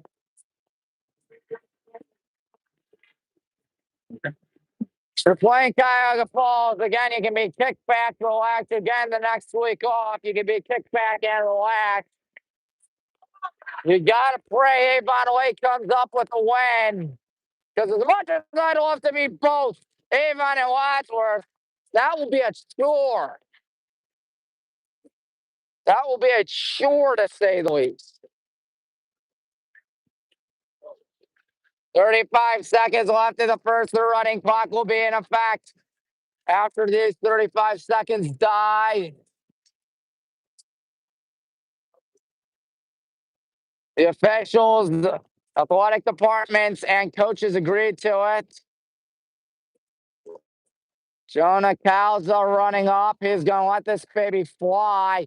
Going to be picked up at about the goal line by number 5. That's Saunders. Saunders to the right side. Saunders going backwards. Saunders trying to reverse field, and that was not a good idea. He's down at the 14-yard line with 26 seconds to go in the first. Once again, cheerleaders' legs and knees, they'll be sore tomorrow morning. That is for sure. They're on the right side of the field. Not the right side of the 14, but field. 34. First down and 10 from the 14-yard line. They have a number 50, Edward Scarver, playing receiver out there. My goodness, they're just having, well, why not? High pass, it's caught towards the left side, and good tackle there by number 11, Chris Metzger. Number 28 caught it. That's Emmett Berry. He's a freshman. And so the first quarter finally comes to an end. I tell you one thing and one thing only. That was not fun for Falls, but a whole lot of fun for us. 0-second show. My goodness, 30-0 after the first quarter.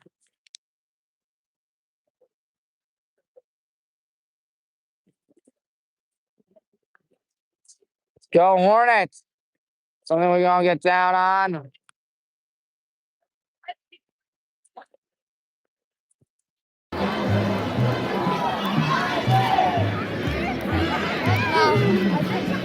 Well, I think we can take off the headset. I heard what it is. Honestly, this game, it is a second down and 11 from the 13-yard line. A lot of smiles on our sideline. You'd be smiling too if your team was up 30-0 in the second quarter. They're just trying to make some time pass by. Clock will be running. At least I believe that it was going to be running. Looks like it's not. Second down at 11, man in motion, number 5, Saunders. Saunders won't get it. It's going to be a handoff to the left side, and he's going to get a loss of 1. They think he was down. We're going to say he was. Third down.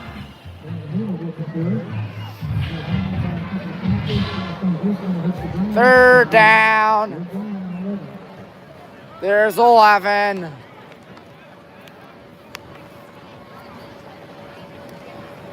Thought the running clock was supposed to be in effect. It is. Oh, okay. My mistake. Third down, 11. In the shotgun set. He's waiting, number 8, Tuttle. Tuttle's going to roll out. He's in some hot soup. He might take off with it, but Dan Miller, I think the ground caused a fumble again. They just can't hold on to the football after they, hit the ground. Jake Weber's grandfather says hi. Well, thank you for watching, my friend. That really means a lot. Thank you. I'm not doing anything. I mean, Jake's having himself a good day today. Hayes is ready. High snap. Punts one high. Luke Gurdon calling for the fair catch. He does just that. And yeah, the clock was running for a little bit.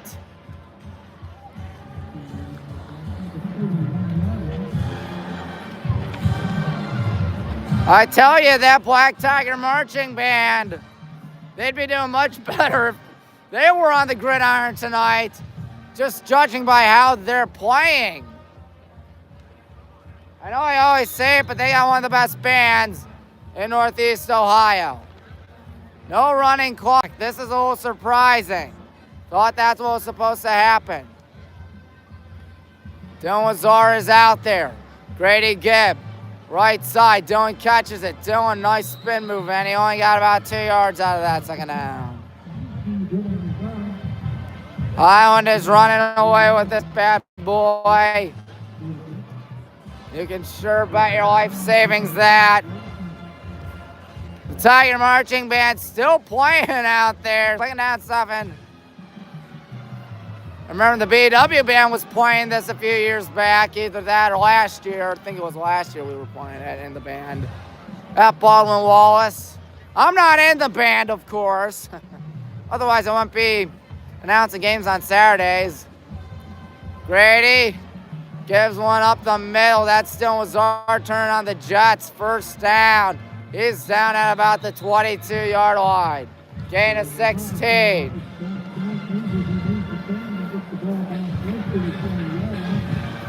First down, 10, 11 in the first quarter. Surprise, there's no running clock. I thought that was something they agreed on. Maybe it was me. As I heard Mr. Bailey tell me it prior to kickoff. Gibbon pistol. Will he pass? Yes. And he's in trouble. He steps up. He fires one. Luke Girding, nice catch at 5-yard line. Had to turn around quickly. That's first down and goal at about the 4-yard line. Don't fret, folks. This game's almost at halftime. If we're half-hearting it, you can't blame us. Tigers haven't picked up a first down on offense at all thus far tonight. First down and goal at the 5-yard line. Grady and pistol, bunch of big fellas out there. There's a whistle. Timeout White, that's Cuyahoga Falls with the 9:21 in the second quarter. You see the story right there. Great senior night for the good guys. You're telling me. You're telling me 30-0 right here. There's Mr. Meyer's dad. Hey, Mr. Meyer. Where? Oh, no, I got a soccer game to call for Highland. We got to win the districts. We're taking on Massillon Perry. You going to be there tomorrow? All right. You enjoy the game if you go. It is first down and goal. One timeout left for Falls. All three left for the good guys. Again, the big fellas out there. Nick Topkowski on the right side of the formation and the far side. First down and goal. Dylan Lazar is going to make it 36-0 with that touchdown. Nice and easy for Dylan. Not going nuts out there. Why would you go nuts? You won the game. 36-0, 9:17 left in the quarter and half. My goodness. People milling about this Highland Stadium.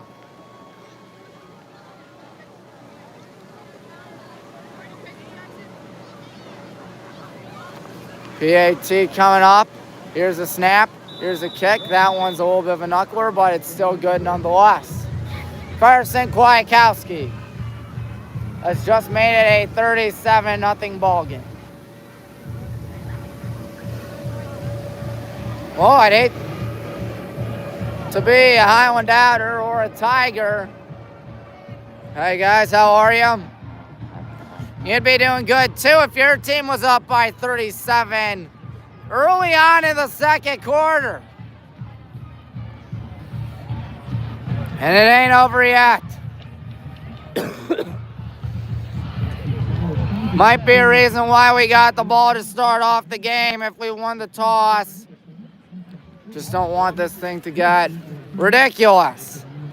I want to show some courtesy out there towards the Tigers.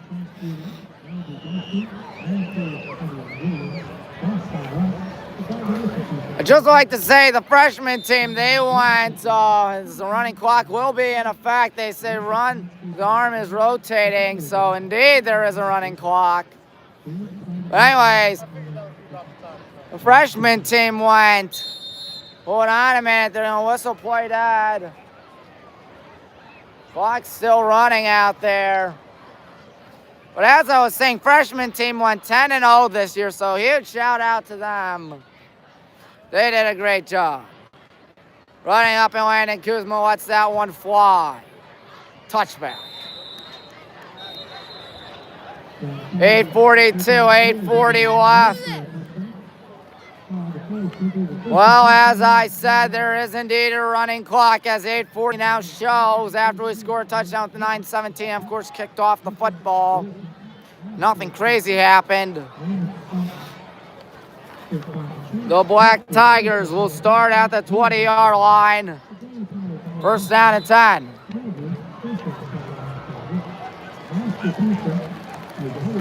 There's a signal for run that clock. Giovanni Tuttle looking towards the sideline. He's got 11 on the play clock. Tuttle waiting for the snap. Here it comes. He's going to hand this one off up the middle, and he will get maybe -1, -2. Look at Dan Miller. He's all thrilled about that. So is Drew Divis, number 70.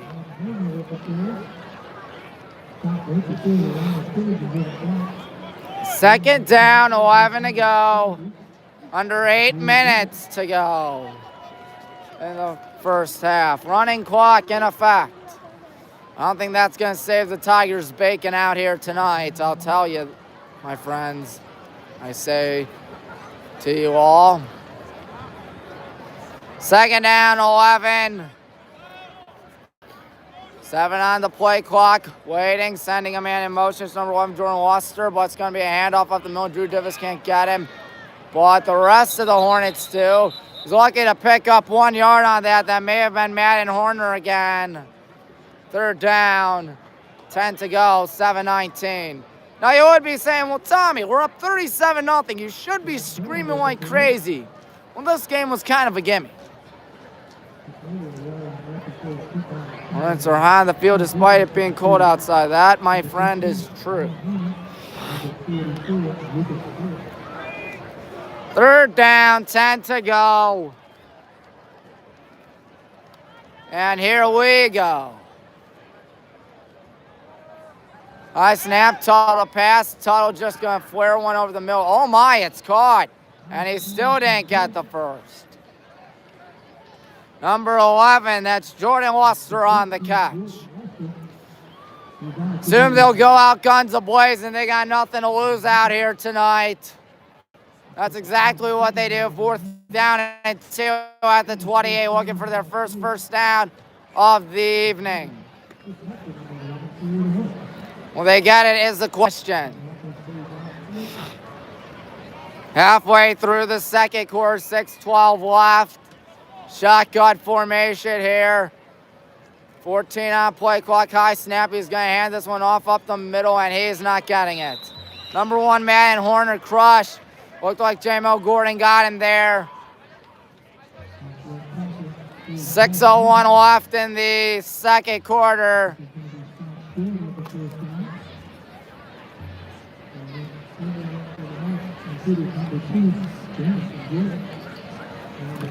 First down and 10 from the 29. I am surprised that Casey Miser is out there, ladies and gentlemen. Well, whatever floats Coach Gibbons' boat, I guess, I suppose. 37-0. Shotgun set. Nick Dubkowski on the left. Will Derek Gower would be Luke Girding. It'll be Casey Miser, actually, to the right side. Casey trying to burn everybody, and he got about maybe 3 yards in a cloud of turf pellets. Second down. Our score tonight, Highland 37, Falls 0, 5:30 left. Obviously, we are just sleepwalking by now. This could be our third shutout of the season. Shutout Hudson, shutout Talmadge, But otherwise, that's it. But hey, we've been doing a great job on defense. The defense has really been a highlight of the team. Grady in shotgun. He might pass here. And there's a whistle. There's a flag. I think we might jumped. Yes, I tell you, we cannot do that. You're going to say run the clock, 5:03. Nobody started the clock. Now they run it. I tell you, self-inflicting wounds. You can't do that, especially when you're going to play Avon.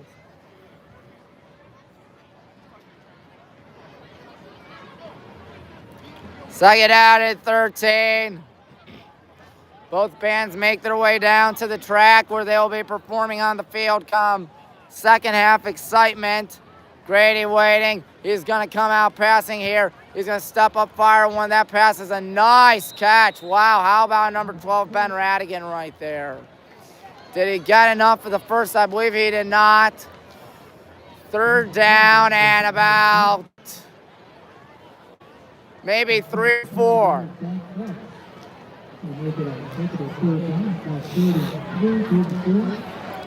Third down and 3 from the 23.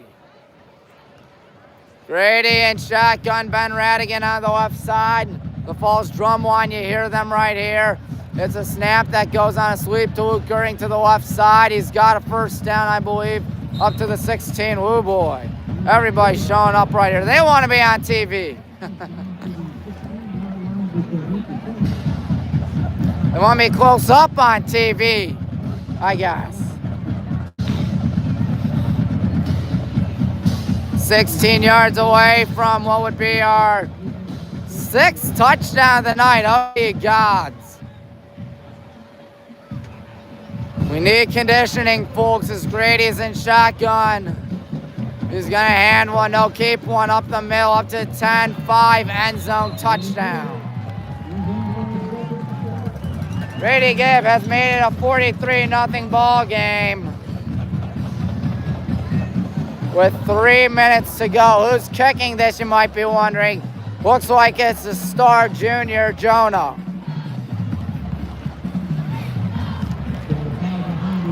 Jonah ready to make it 44-0 out here. 2:46 left. There he is off screen and now on the right of your screen. Jonah waits, no rush. Kick is up, kick is good. With 2:34 in the first half and what's been a doozy for Falls, but a lot of fun for us. Oh my word. 44-0. I tell you who's relaxed right now, the whole team. I tell you who's relaxed, Grady Gibb. He's got several touchdowns out there.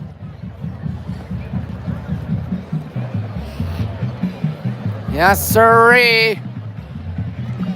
2:34 left in this second quarter. Number 4, Wasim Mustafa, and number 5, Jordan Saunders are set back to return it. 2 minutes, 34 seconds left till we finally hit the half. Jonah will kick off. Jonah will indeed kick off.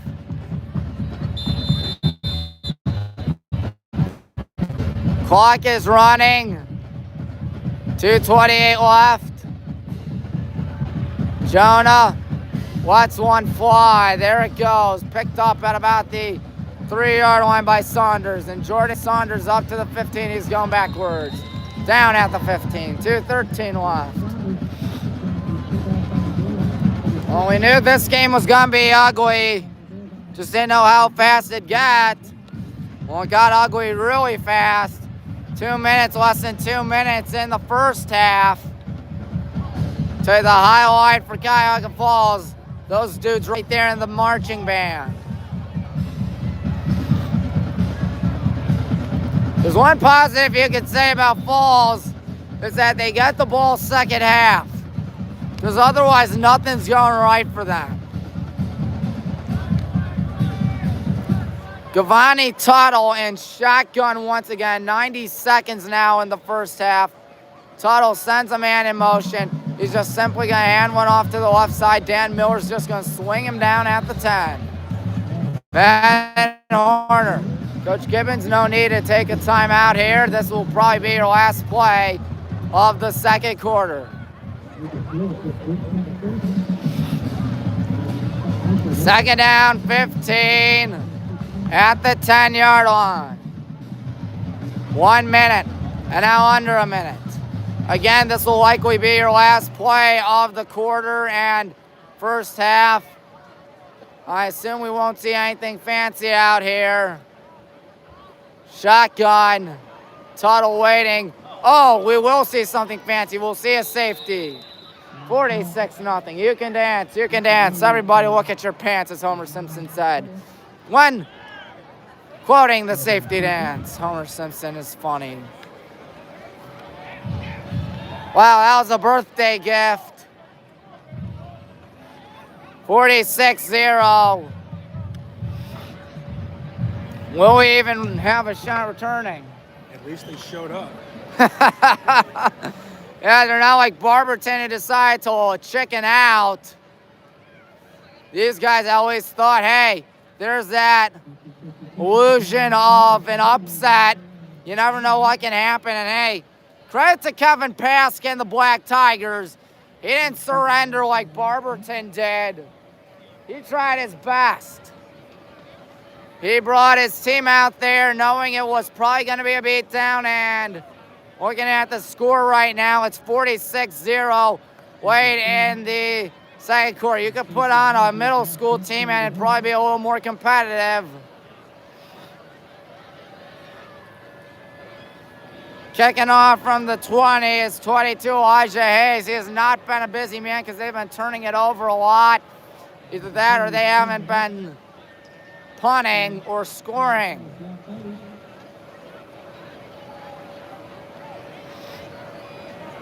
He's waiting for the safety kick. In a 46-0 affair.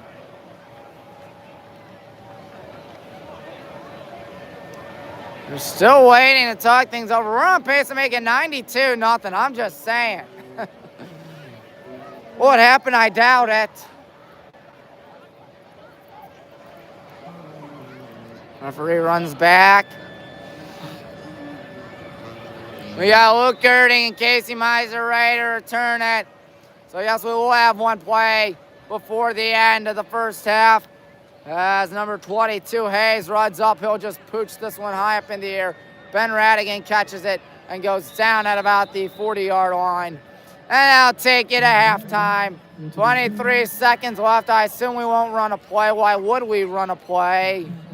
Unless we want to make it 53-0 at the half, but I wouldn't. I'd just show some courtesy and respect out there.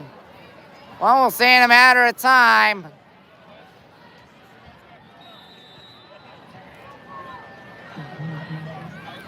Grady just talking.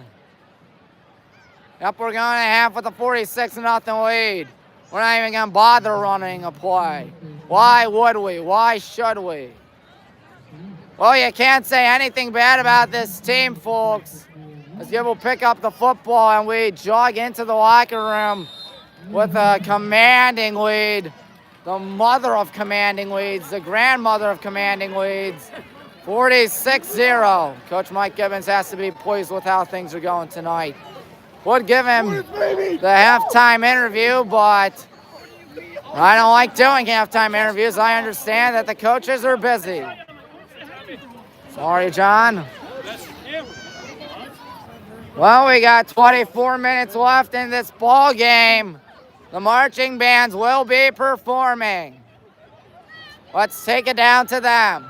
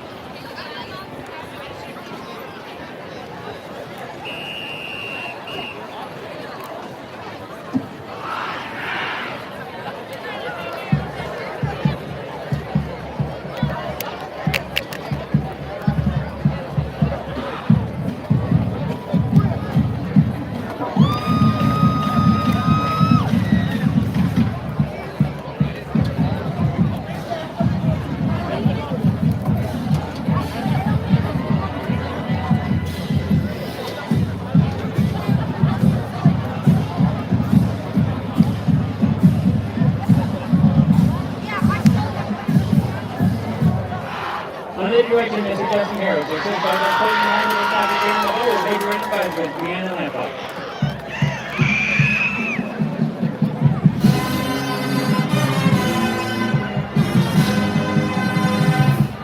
Introducing senior officers Trey Hinkle, Brady Hackfart, Dylan Good, and Zoe Cabal.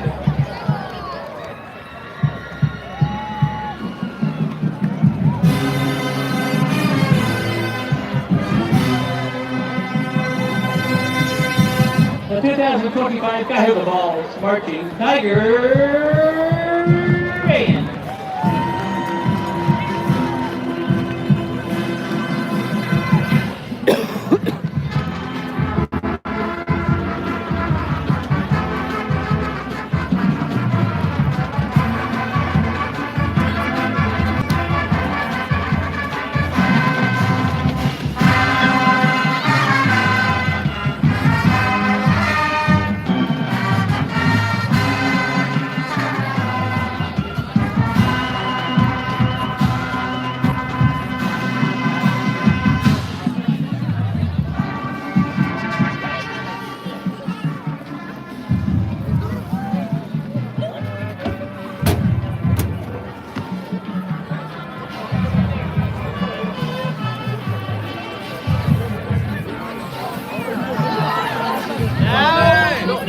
Students are going nuts. How are you? Good, thank you.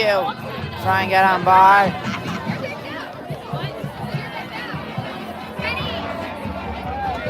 Yep, Mom and Dad are both here tonight. How about that? Taking pictures out there. Yep. Max, what's up? How are you? Good, how Cool. are you? Yep, how about you, Max? Yep. Watching his ass beat. Which remind you folks that this has been a good game. Max, what are your thoughts? No thoughts. All right, tell you what, you enjoyed the second half. I gotta get up to the press box. I'm freezing. Oh, rock and roll. I'm freezing. Yep, you know it for a fact. Should I? Yep, how are you guys? Doing good, yep.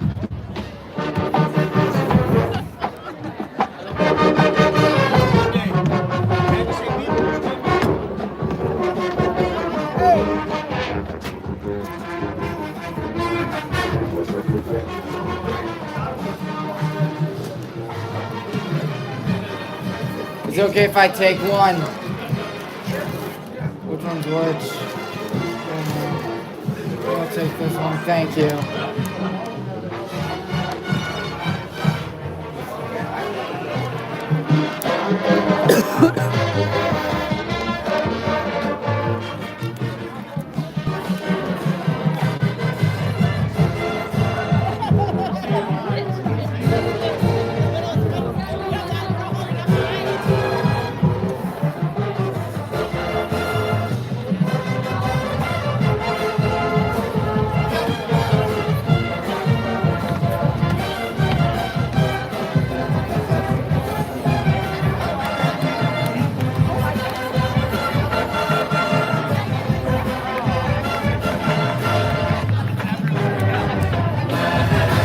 That's from the press box. It's from the press box.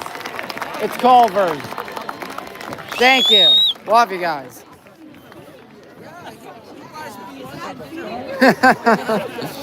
Yep, you know it. Yep. Mrs. Knapp, Mr. Taylor, your input on the first half. What's up, man? Your input on the first half.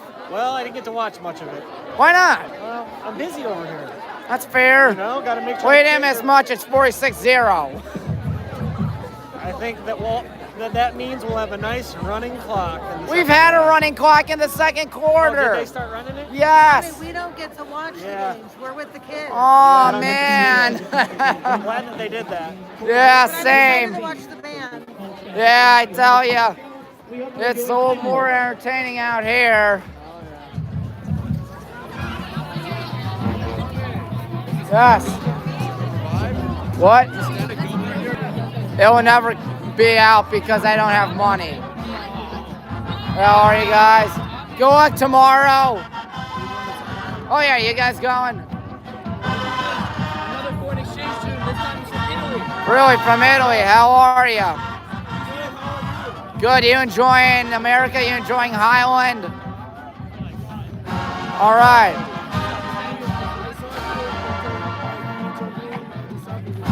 Thank you. That means a lot.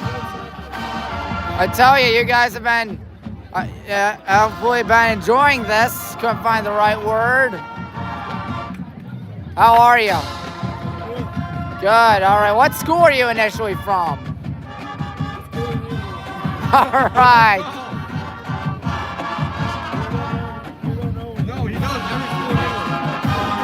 I don't, but I'd like to know. It'd be nice. Yeah. All right. Yes. Thank you. Well, I tell you what, you enjoy this. You enjoy football. You don't get anything like this unless you're at Highland High School. You enjoy. Go Horse. Yes, you have a good one. You have a good one. Oh, shake hands or something like that. Sorry about that. Wow. How about that? We're up 46-0 at the break. The Falls Marching Band really doing a blast out there, I'll tell you that.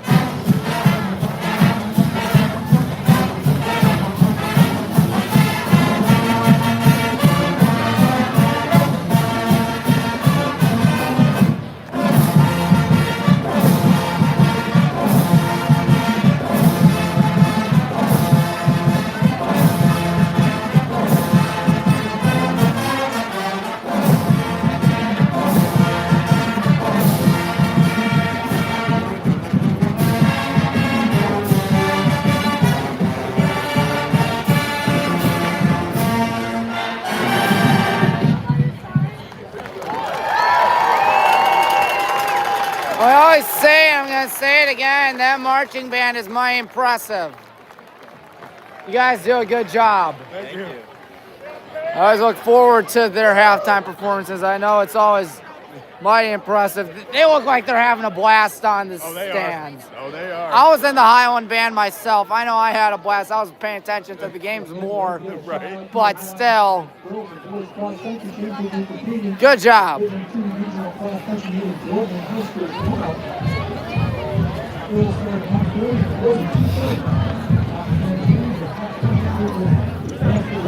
Well, time for the Pride of Highland to do our thing out here, folks. And on.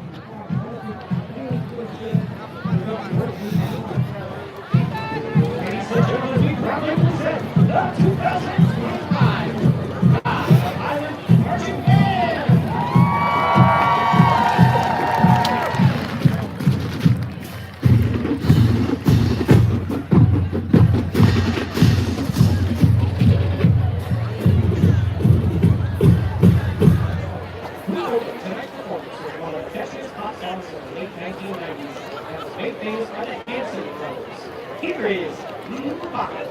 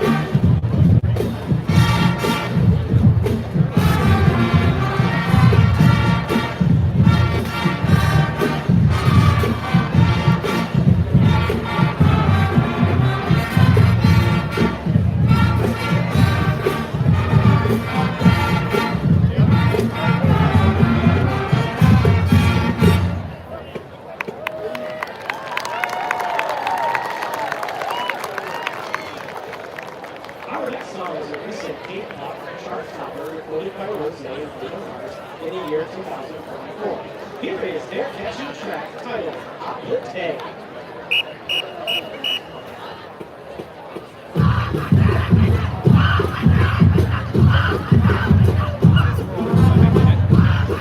Always has been.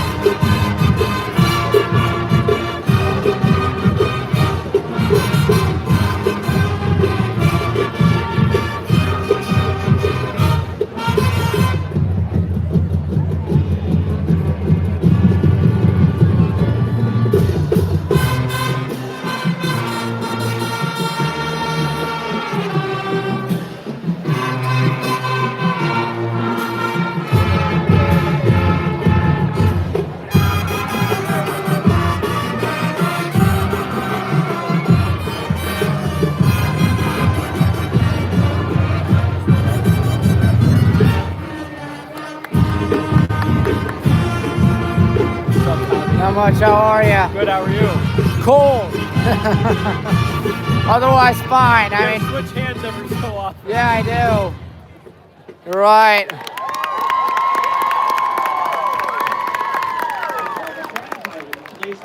Yeah, it's a glow show tonight. To stay at the conclusion of tonight's football game to watch our annual glow show. We'll break out the glow sticks and shut off the stadium lights as we play some of our favorite tunes from earlier in the season and march in the dark. But That's now we always close fun. tonight's performance with the music of American rock band Bon Jovi. Released in the year 2000, here is their hit classic, It's My Life.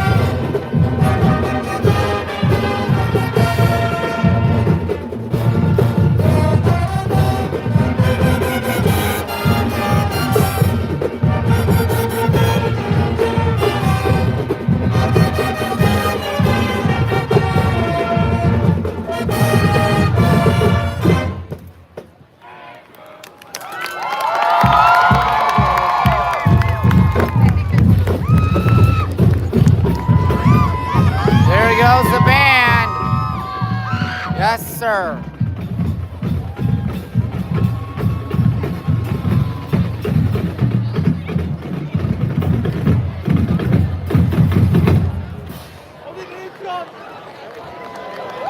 We gonna do it again or not? Remember being in the Highland band. Pride of Highland. We always did it again after a home game. But they're not because they gotta do the glow show. Wow. They gotta do the glow show. I completely forgot.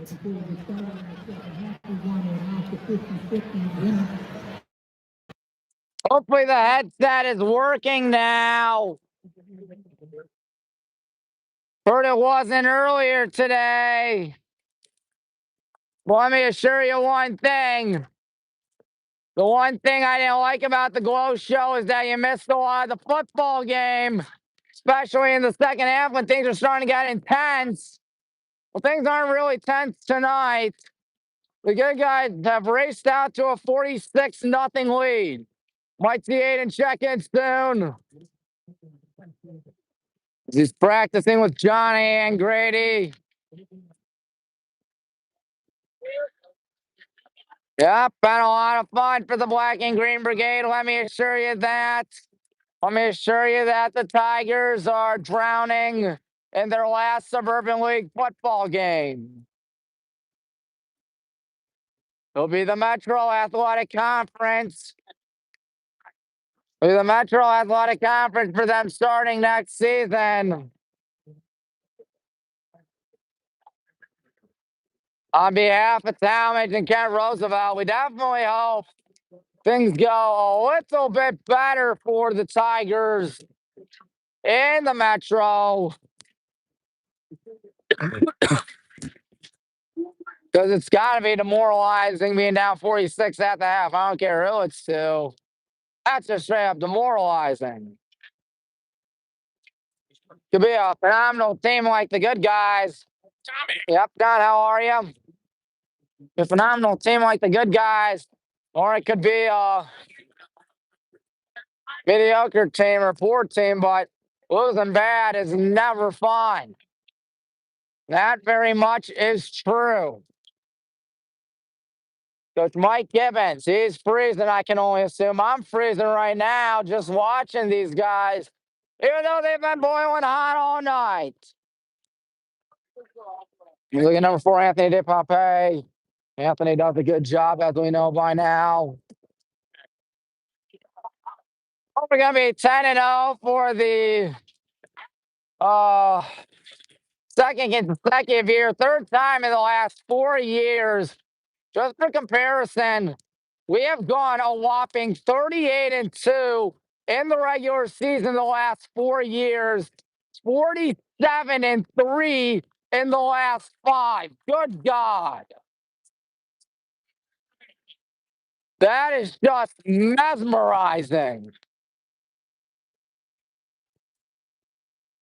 Straight up mesmerizing, ladies and gentlemen.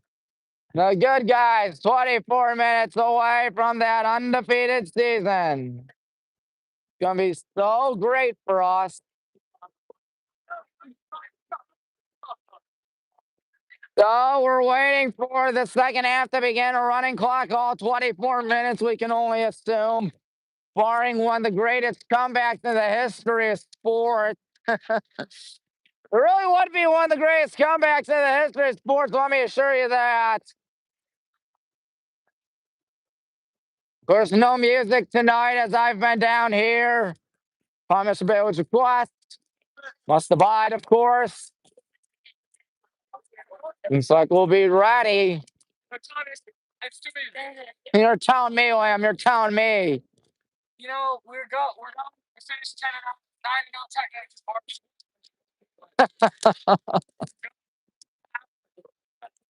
You know, we're gonna play clean football, and then we're gonna go in playoffs. We're gonna go ball that time. Oh, Liam, good luck to you guys. Well, you guys don't need luck. It's basically over by now.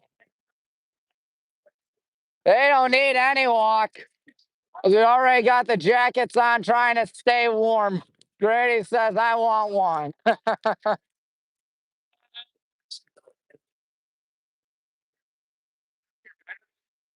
Wow. It's time for the third quarter to begin.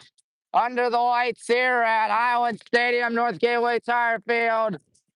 Students may have been uninterested in this game all night, but can you honestly blame them?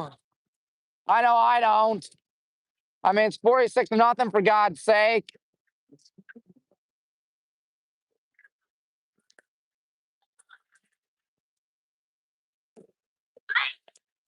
Actually, we're going to flip sides of the field. I thought we were going to flip sides of the field. Don't know why everybody did that, but I think that's because that's what was supposed to happen. I believe that's Johnny Cowsick kicking off, and I would believe correctly.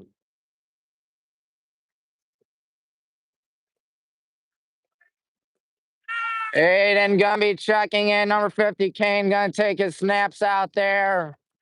Aiden on senior night, how poetic. Up, Aiden. Not much. Well, everybody's just having a blast out here tonight. Second half is upon us, ladies and gentlemen. Up, Dan, thank you. The run up, and Jonah puts a strong leg into that one. That's gonna bounce in the end zone. We got ourselves a touchback. Well, this will be the easiest second half in the history of second halves. Once again, unless we have one of the greatest comebacks in the history of sports. Copy that. I mean, the largest comeback in NFL history, that's a 33-point deficit that the Vikings faced 3 years ago, if I'm not mistaken. Yeah, 3 years ago.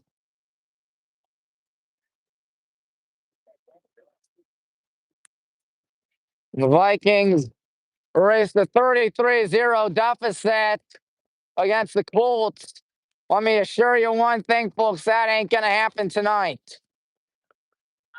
We've already got a minute through this second half. In shotgun, man in motion, 3 on the play clock. He is going to hand one off to the left side, and he will be lucky to get 1 yard right there. Number 1, Madden Horner.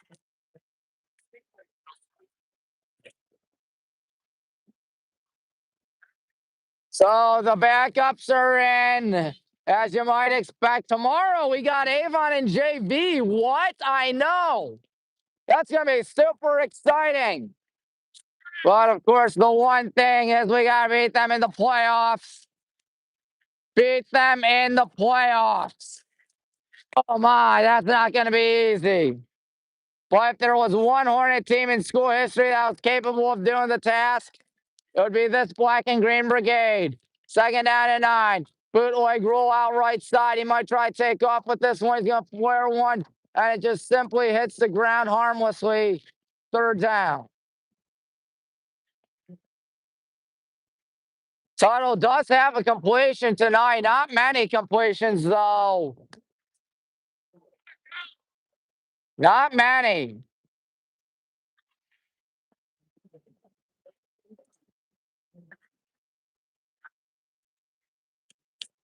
Third down, 9 from the 21-yard line. Kevin Pascal, right, preparing for the Metro next year. I'll assure you that. And a jump pass over the middle, broken up, incomplete. Good hit there by number 46, Thomas Stroud.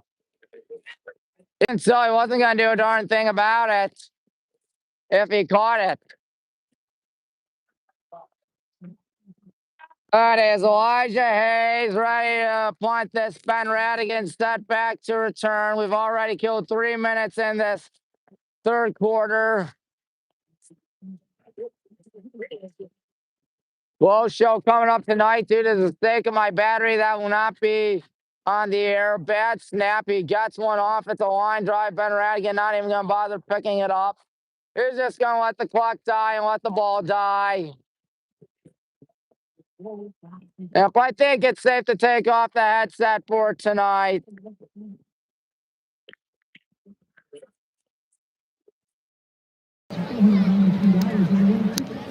Yep, there it is. 8:36 left in the third quarter. If we score, we score. If we don't, oh wow. Oh wow. Phone sits at 40%. Looks like it's going to survive the night as long as if the second half goes by swiftly, which I assume it will. 46-0 our score here. Aiden Police checks in for the good guys. He is in a shotgun set, the senior. And he's just going to sweep one up the middle, try and get something going. Can't tell who it is. Can't tell.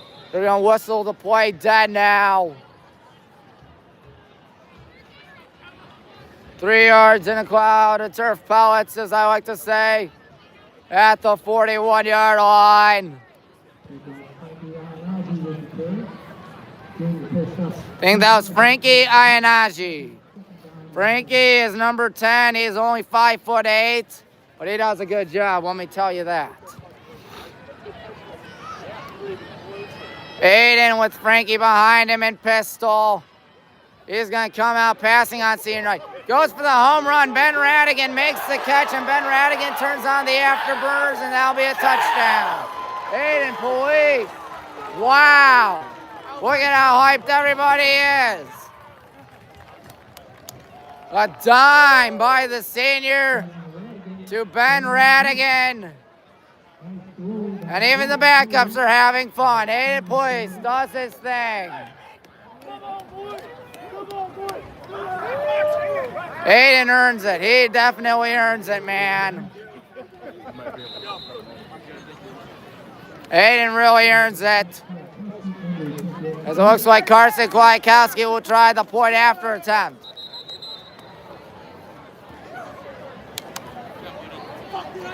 Illegal substitution. You know what they say? It's the sound of the police. That's one of those instances out there. Threw a missile 59 yards. And Ben Radigan did not let him down. Carson gonna try it from a little further back, about 25 yards. Here's the snap. Here's the kick. It's a liner. That's nowhere near. 52-0 though with 6:05 in the third quarter. Look how happy we are, man. You'd be doing backflips too if you were up by 52 halfway through the third quarter. Yep, there we are, feeling pretty darn good about a 10-0 season. Aiden is absolutely psyched out there.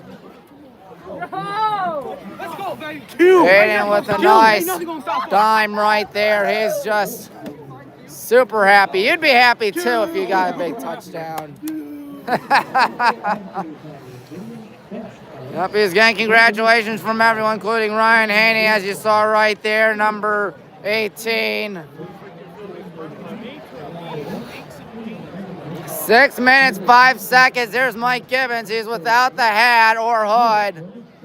He is going to be pretty excited in the locker room, I'll tell you that. But he'll be even more excited if we make a run in the playoffs, preferably beat that school that starts with an A and ends with an N. Yeah, folks, I'm alluding to Avon. So here we go, ready to kick this one off. It looks to be, is that Carson Kwiatkowski? I think it is. No, it's Landon Kuzma with a line drive. And Landon kicks a line drive into the end zone. That's a touchback. Again, give credit to the Black Tigers out here tonight. They did not opt out of the game, unlike the Magics.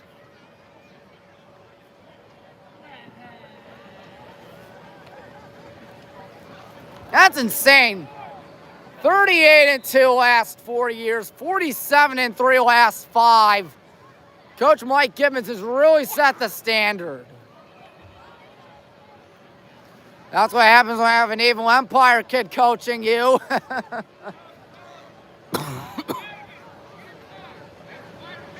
Tuttle with Campbell to the right of him. Rolling out to the right side. Tuttle in trouble. He fumbles. He's going to have to get something going. He's just running backwards. He's pulling a Fran Tarkenton. That pass is picked off, and He's down at the 2. Looked like Fran Tarkenton was completely clueless out there. That's what he did as a specialty. Nate Painter on the pick. Let me assure you one thing, folks. That could not have been any worse. Painter on the pick. We're 2 yards away from making it, I don't know, 58-0. Aiden checking in once again. That guy, he'd love to score again. Who wouldn't? First down and goal. Frankie in the backfield, pistol set. You see the steam coming out of everybody's mouths. Here we go, Aiden to Frankie. Frankie running right. Frankie running in the end zone. He's got a touchdown. There is a flag, however. We'll see who it's on. 4:08 left. It's on us. That's who it's on. Oh, wow. It is holding. It's under 4 minutes left. Coach telling Aiden what to do out there. The senior, one of the 2 senior quarterbacks for us. First down and goal from the 13.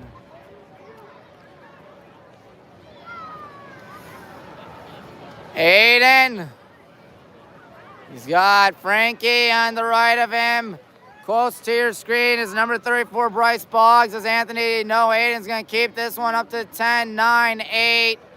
Maybe the 8. Second down and goal, they will say the 8.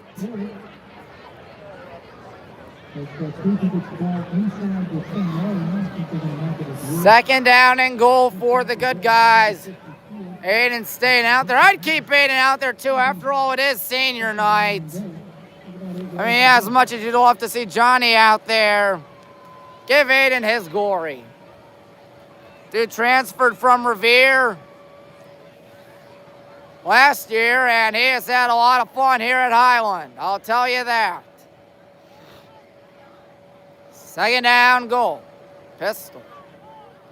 Anthony in motion. But the give is to Frankie up the middle. He's trying to push the pile forward. He will get about 1 yard. Third down, I assume Aiden will come out passing. You would assume he would come out passing. I mean, if this game were competitive, but obviously the game's over. 2:13 in the third quarter, 52-0. Frankie in the backfield with Aiden.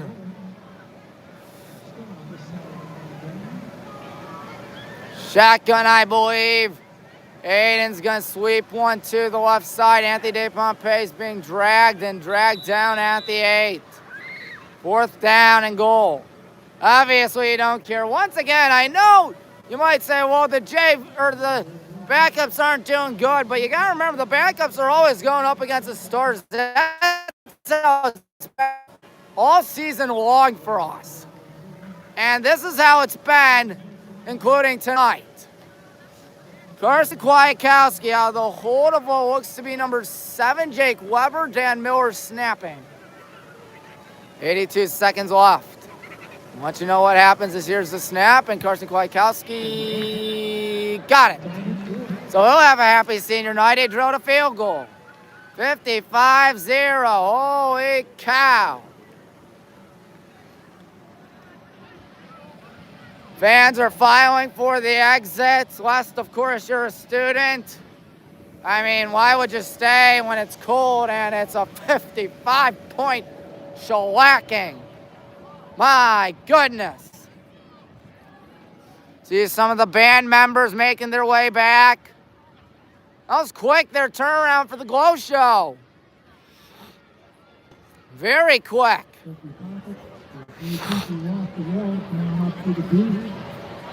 Landon Kuzma's kicking off with 76 seconds left. No, your eyes are not deceiving you. It is indeed 55-0.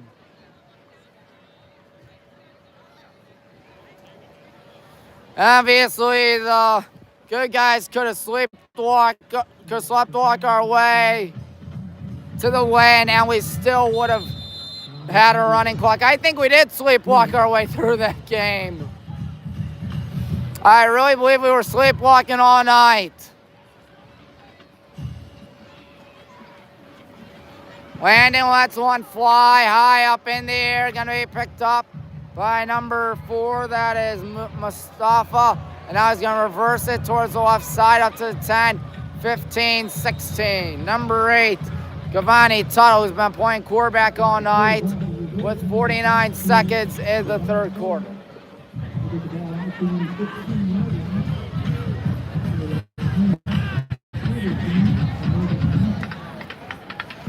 At the 16 are the Tigers. Looks like they're trying to get, what's going on over here? Getting signatures. Sign the camera, sounds good. Yep, this will be your last play of the third quarter more than likely, as there's under 40 seconds left. There's Aiden, he's pretty happy right now. It's been a successful senior night. High snap, going towards the right side, trying to find something with number 5, Saunders. And the third quarter is history. It is 55-0 after 3. A lot of people left. I don't blame them. I would have left too. It's cold. It's really cold. Well, the third quarter is over.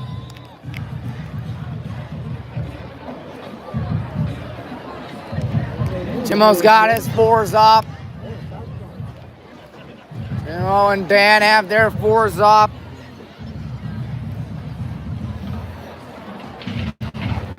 Well, considering the fact that it's a 10-0 record, you would assume I'd get dunked in Gatorade like I did 3 years ago and last year, but I tell you what, we beat Avon. They're going to dunk me in Gatorade, and then I'll go crowd surfing in the field house. Sound good, guys? Yeah.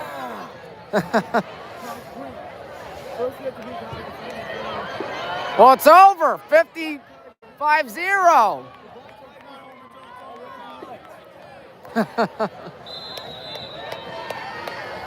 All I know is lost their element of surprise coming into Illinois. The adaptation of being white and not black made them. It was a severe mistake by the Hornets came to play. Yes, we did. Kind of. They shaved off their manes. So here they go, bootleg to the right side, trying to burn people, and he only got about 4 yards, third down and 6.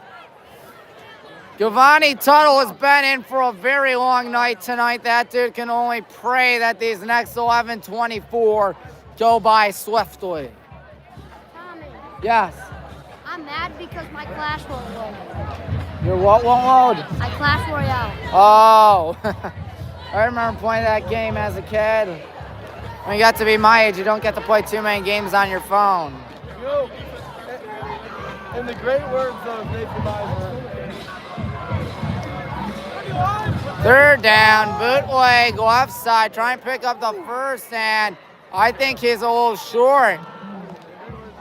They've gone 3 and out all day today. I don't think they've picked up a first down. So the Clash Royale won't, well, let's look at it. Connection error, oh boy. Oh boy.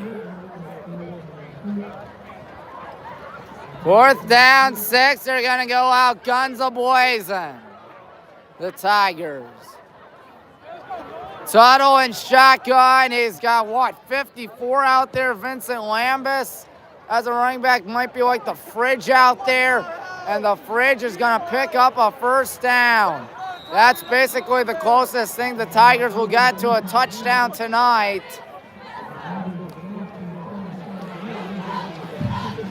That's their first down tonight. Took them till 4th quarter, but better late than ever, I guess. I guess being the key word. Students, I don't even know if we're going to pop on the field after the game, considering the fact that this game was very, very anticlimactic. Coach Gibbons wants a timeout with 9:33, 9:32. Michael Kubka couldn't check in. Number 73.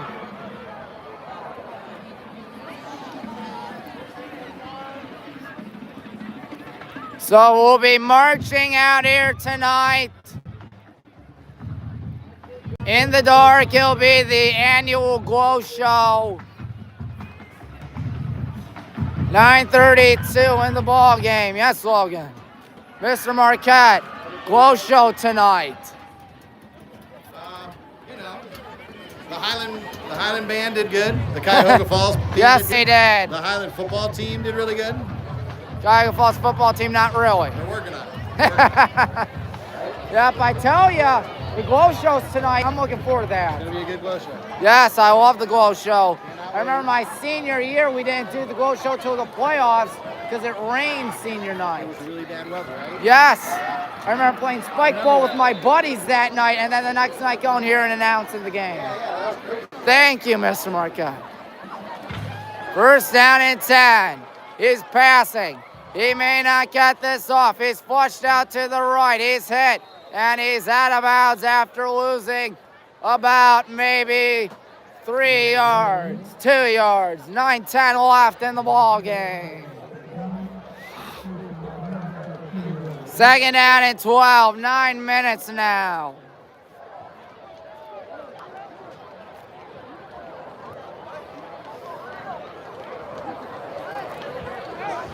Giovanni Tuttle works from the shotgun formation out here. Tuttle, it's a bad snap. He's going to have to pounce on that at about the 8. So they lost 17 on that play, third down. I know you want to be nice. I know you got to show respect, but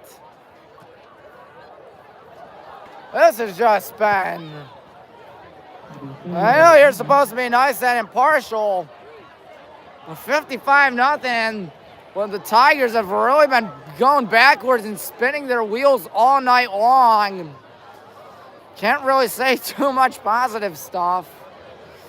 Third down and infinity for the Tigers. So we had the bad snap. That was a safety earlier today. Gonna be a bootleg to right side. He may be lucky to get this one off, and that pass is incomplete. I don't believe there are any flags, and that's because there ain't any flags. Fourth down at 29. My God.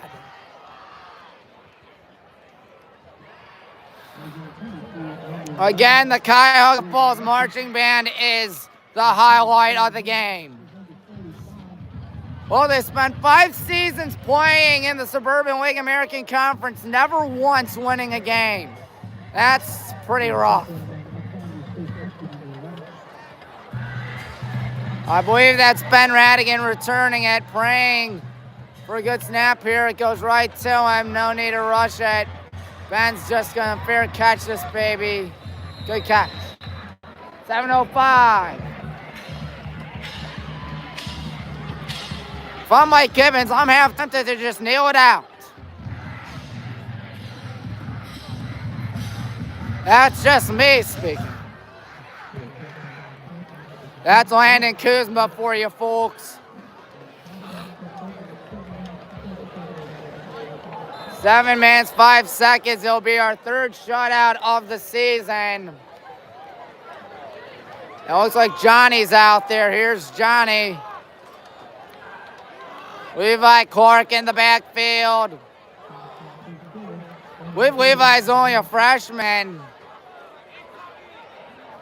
It's Johnny gonna hand one off to Levi left side. Levi still going. He's down at about the 35, making it second down.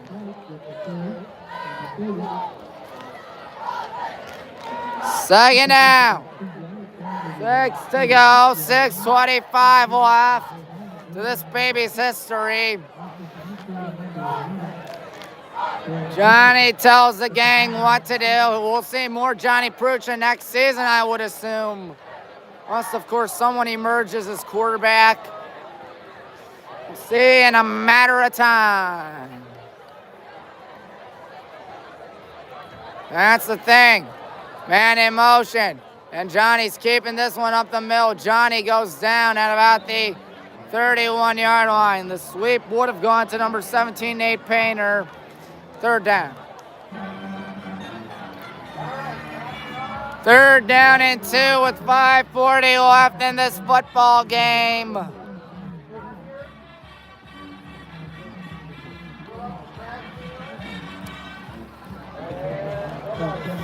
Johnny with the good guys in pistol. Coach Gribble telling us what to do. He's got to get back though. 5:20 left till this game ends. Johnny hands one off to Levi left side. Levi Clark with the first down up to the 21. Number 30, Levi Clark. He might be what Casey Miser is right now. Might be what Luke Stiles was prior. What Jake might want to remember that name, Levi Clark. I'm just saying. Guys, is Levi a freshman? Yes. He is? Thank you. Levi, thank you. So yeah, you're definitely going to want to remember that name, Levi Clark, soon. 4:31 in the ball game. 21-yard line. Johnny hands one off to number 45. That is, I don't know, gain of nothing. Oh no, gain of nothing. Well, people have been tuning out of the live stream tonight, but honestly, this game was over well before it began. The running clock was not even an ally for the Tigers. Two receivers on the right, second down at 10. Shotgun set. Johnny, bootleg left side. Gonna try and get something going up to the 16, 15-yard line, 14-yard line. Third down again. This is essentially your third string team against, yes?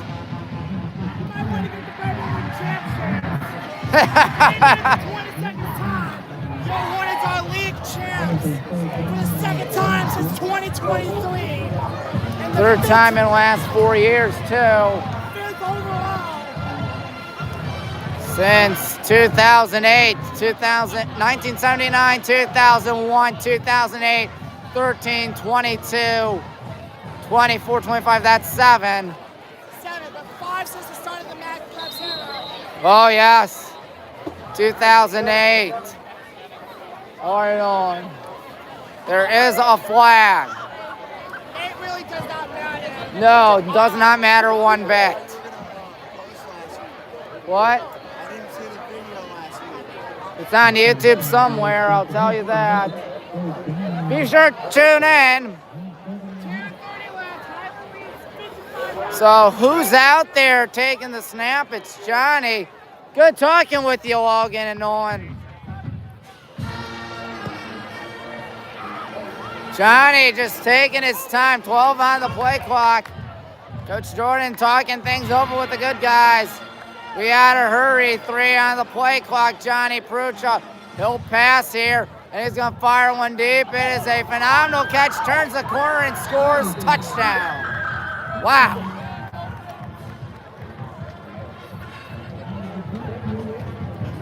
Johnny with a nice dime to the left side, and it works out to yet another touchdown with about 100 seconds in the ball game. Jake Weber holds for Landon Kuzma on senior night. Of course, Jake's a junior, but Landon is a senior, hurrying his cane. All right. Good night for everybody involved. Don't know what the score of the Avon Lake game is. If you know it, please let me know. Landon drills it. That ties the season high, 62-0 with 68 seconds.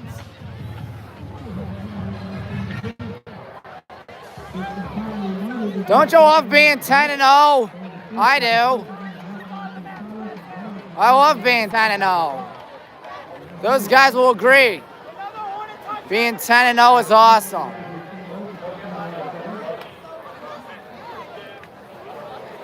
Looks like it'll be Landon kicking off as I see Jonah and Carson right there, folks. Chris and Coop. Being 10-0, it's pretty fun, isn't it? Yeah, we got to beat Avon, beat Wadsworth, beat whomever. Right, Luke? Yep.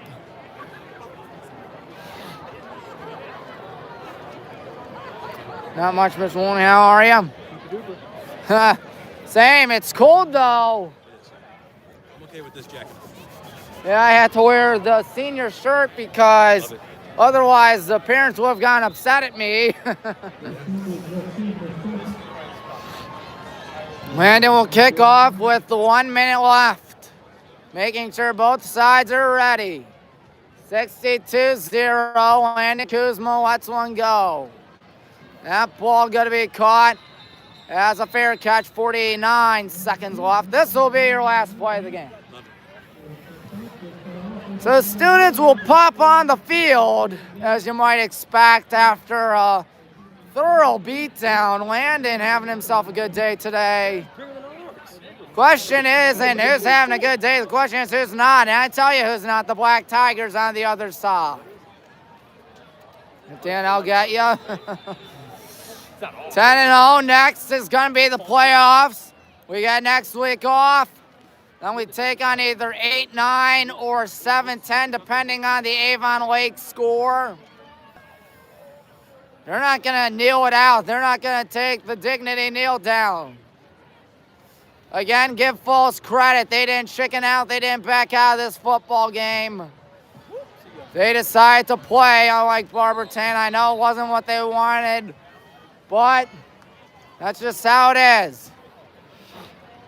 And so for the second consecutive year, the Hornets will go to 10-0. And for the third time in the last 4 years, we'll go to 10-0. Last play of the ball game right here. Last there the penalty. 3 seconds, 2 seconds. He's just going to bootleg this one up the middle. And not getting much there is Giovanni Tuttle. That's your ball game. Too easy.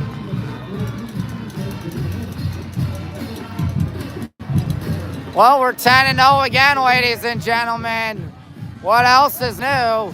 Good game by the officials as well. They did a good job as they hurried to the locker room.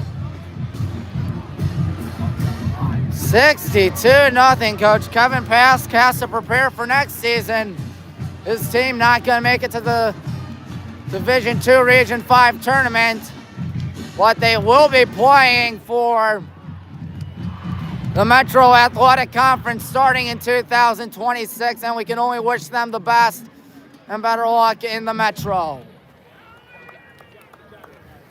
10-0. Second consecutive year it's happened, folks. How about that one? Coach Gibbons is all smiles right now. That's right, J-Mo. That's what we needed to do. We're getting back to the start. We're 0-0 now. That's right. Who's doing the roll? Like Chris is doing it. Oh my, he did a backflip. Wow. Wow, that was impressive. I've never seen a dude with such big biceps that can do a backflip. His biceps are so big. Am I right? Yep, you're 100% right. Let's listen. Hey, good job. Okay, we're going to say that offensive side of the ball. Okay, there's things that we can't let happen. Okay, these teams are out, okay? The regular season, congratulations. Even the Suburban League American side,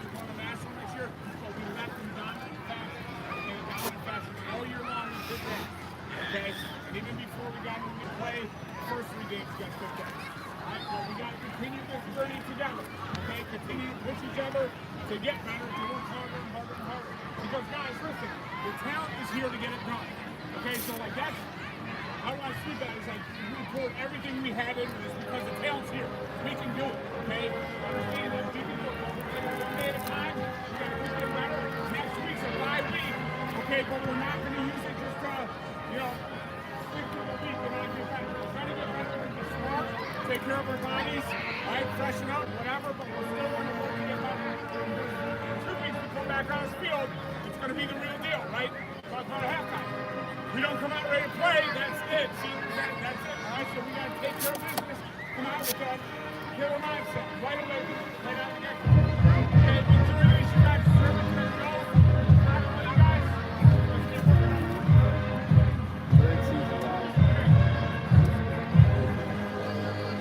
Hey, it ain't over. You got some. Putting it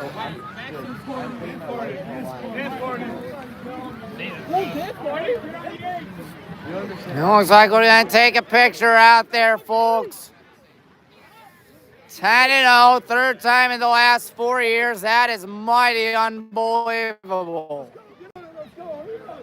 Phone at 18%. Looks like it's going to survive for the post-game interviews. I'll tell you that. Hey, old man, can you take one? Send it to me? I appreciate you. Twitter! Here we go out there.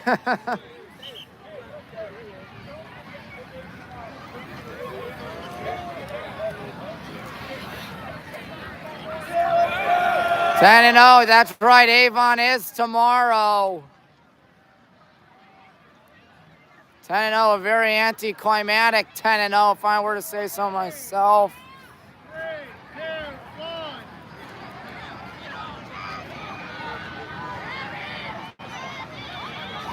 But you know what, 10-0 season is exactly what you want. You'll take it in any way, shape, or form.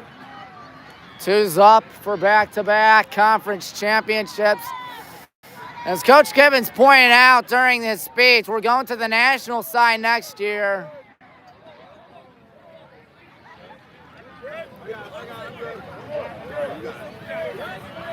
Now they're going to have the seniors take a picture out there. Not doing the alma mater yet. I mean, eventually we got to see the glow show. So this is going to have to hurry up. But oh well. 10-0, almost too easy. Once again, a very anticlimactic 10-0 on the season. As the good guys have decimated Cuyahoga Falls on behalf of the whole competition all season.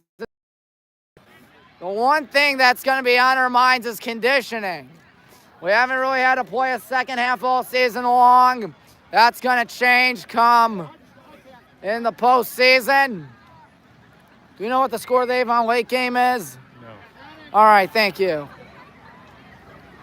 Here comes the picture of all the seniors. 23 of them showed up, and they're like, you know what? We want to go 10-0 again, and not just them. We want to beat Avon in the gang. Now, can we do the alma mater? Yes, yes we can. All right, it's alma mater time after, once again, the most anticlimactic 10-0 season you'll ever see. Let's listen, let's shut up and listen.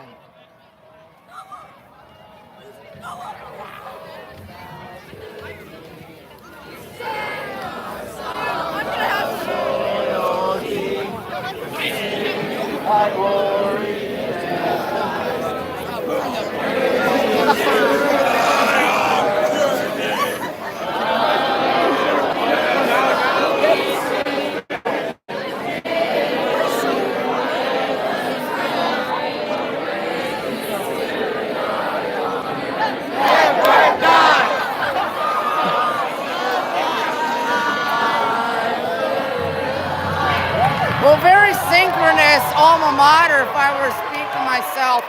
Aiden, take us through the 59-yard bomb. Tommy! Take us through the 59-yard bomb. Safety down. Do it. Boom. letdown. It just felt good. That was my first run of the year. So it was a great time. 10-0 again. You never lost a regular season game here. I'm just saying. And you can't complain about this, folks. That was mighty impressive. Thank you, Aiden. Well. Everybody's going to have to leave the field soon. Yes, how are you? Everybody's going to have to leave the field soon. I guess that means I'm going to have to leave soon, too. Oh, boy. Coop's right there. Chris is right there. Chris, how about that backflip?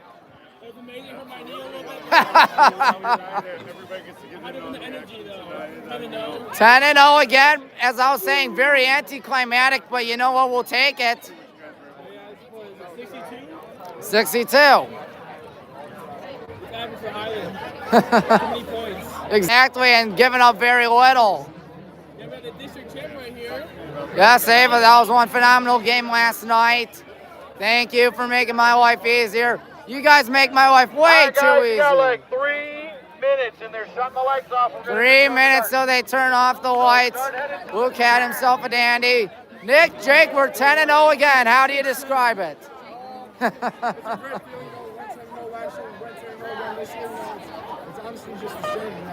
Now can we think about the playoffs? Now can we think about the school that begins with the letter A?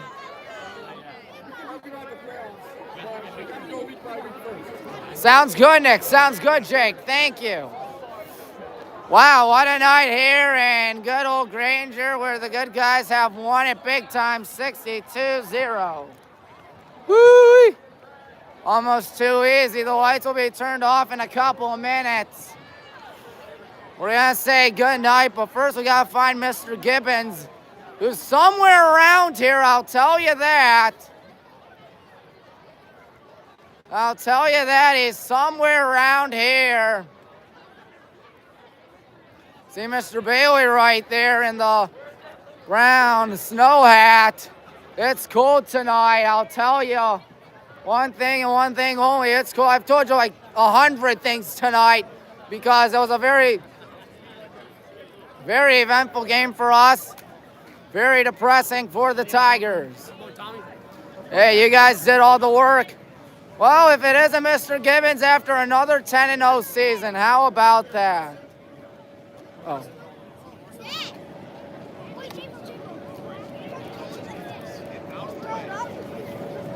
Wait. Sorry about that. All right, 10-0 again. 38-2, 47-3 last 4 and 5 seasons. How do you describe the dominance we've had? Yep, and now the playoffs. When can we think about making a run? When can we think about those godforsaken Eagles? I tell you, Coach, I'm still going to get right for that. I hope we win against those state champions so they can have an excuse to dunk me in Gatorade and, of course, crowd surf me. I will go crowd surfing. That is true. Thank you, Coach. So we might as well say goodnight from Granger. Tommy Maroon, thanking you for watching all season long. I'd like to remind you that the postseason's coming up next in 2 weeks from now. I will be having a, audio-only live stream. It'll be WHBW Radio. Tommy Maroon thanking you as always. And as always, good night. Peace out. Yes, Casey. Peace out. That's right.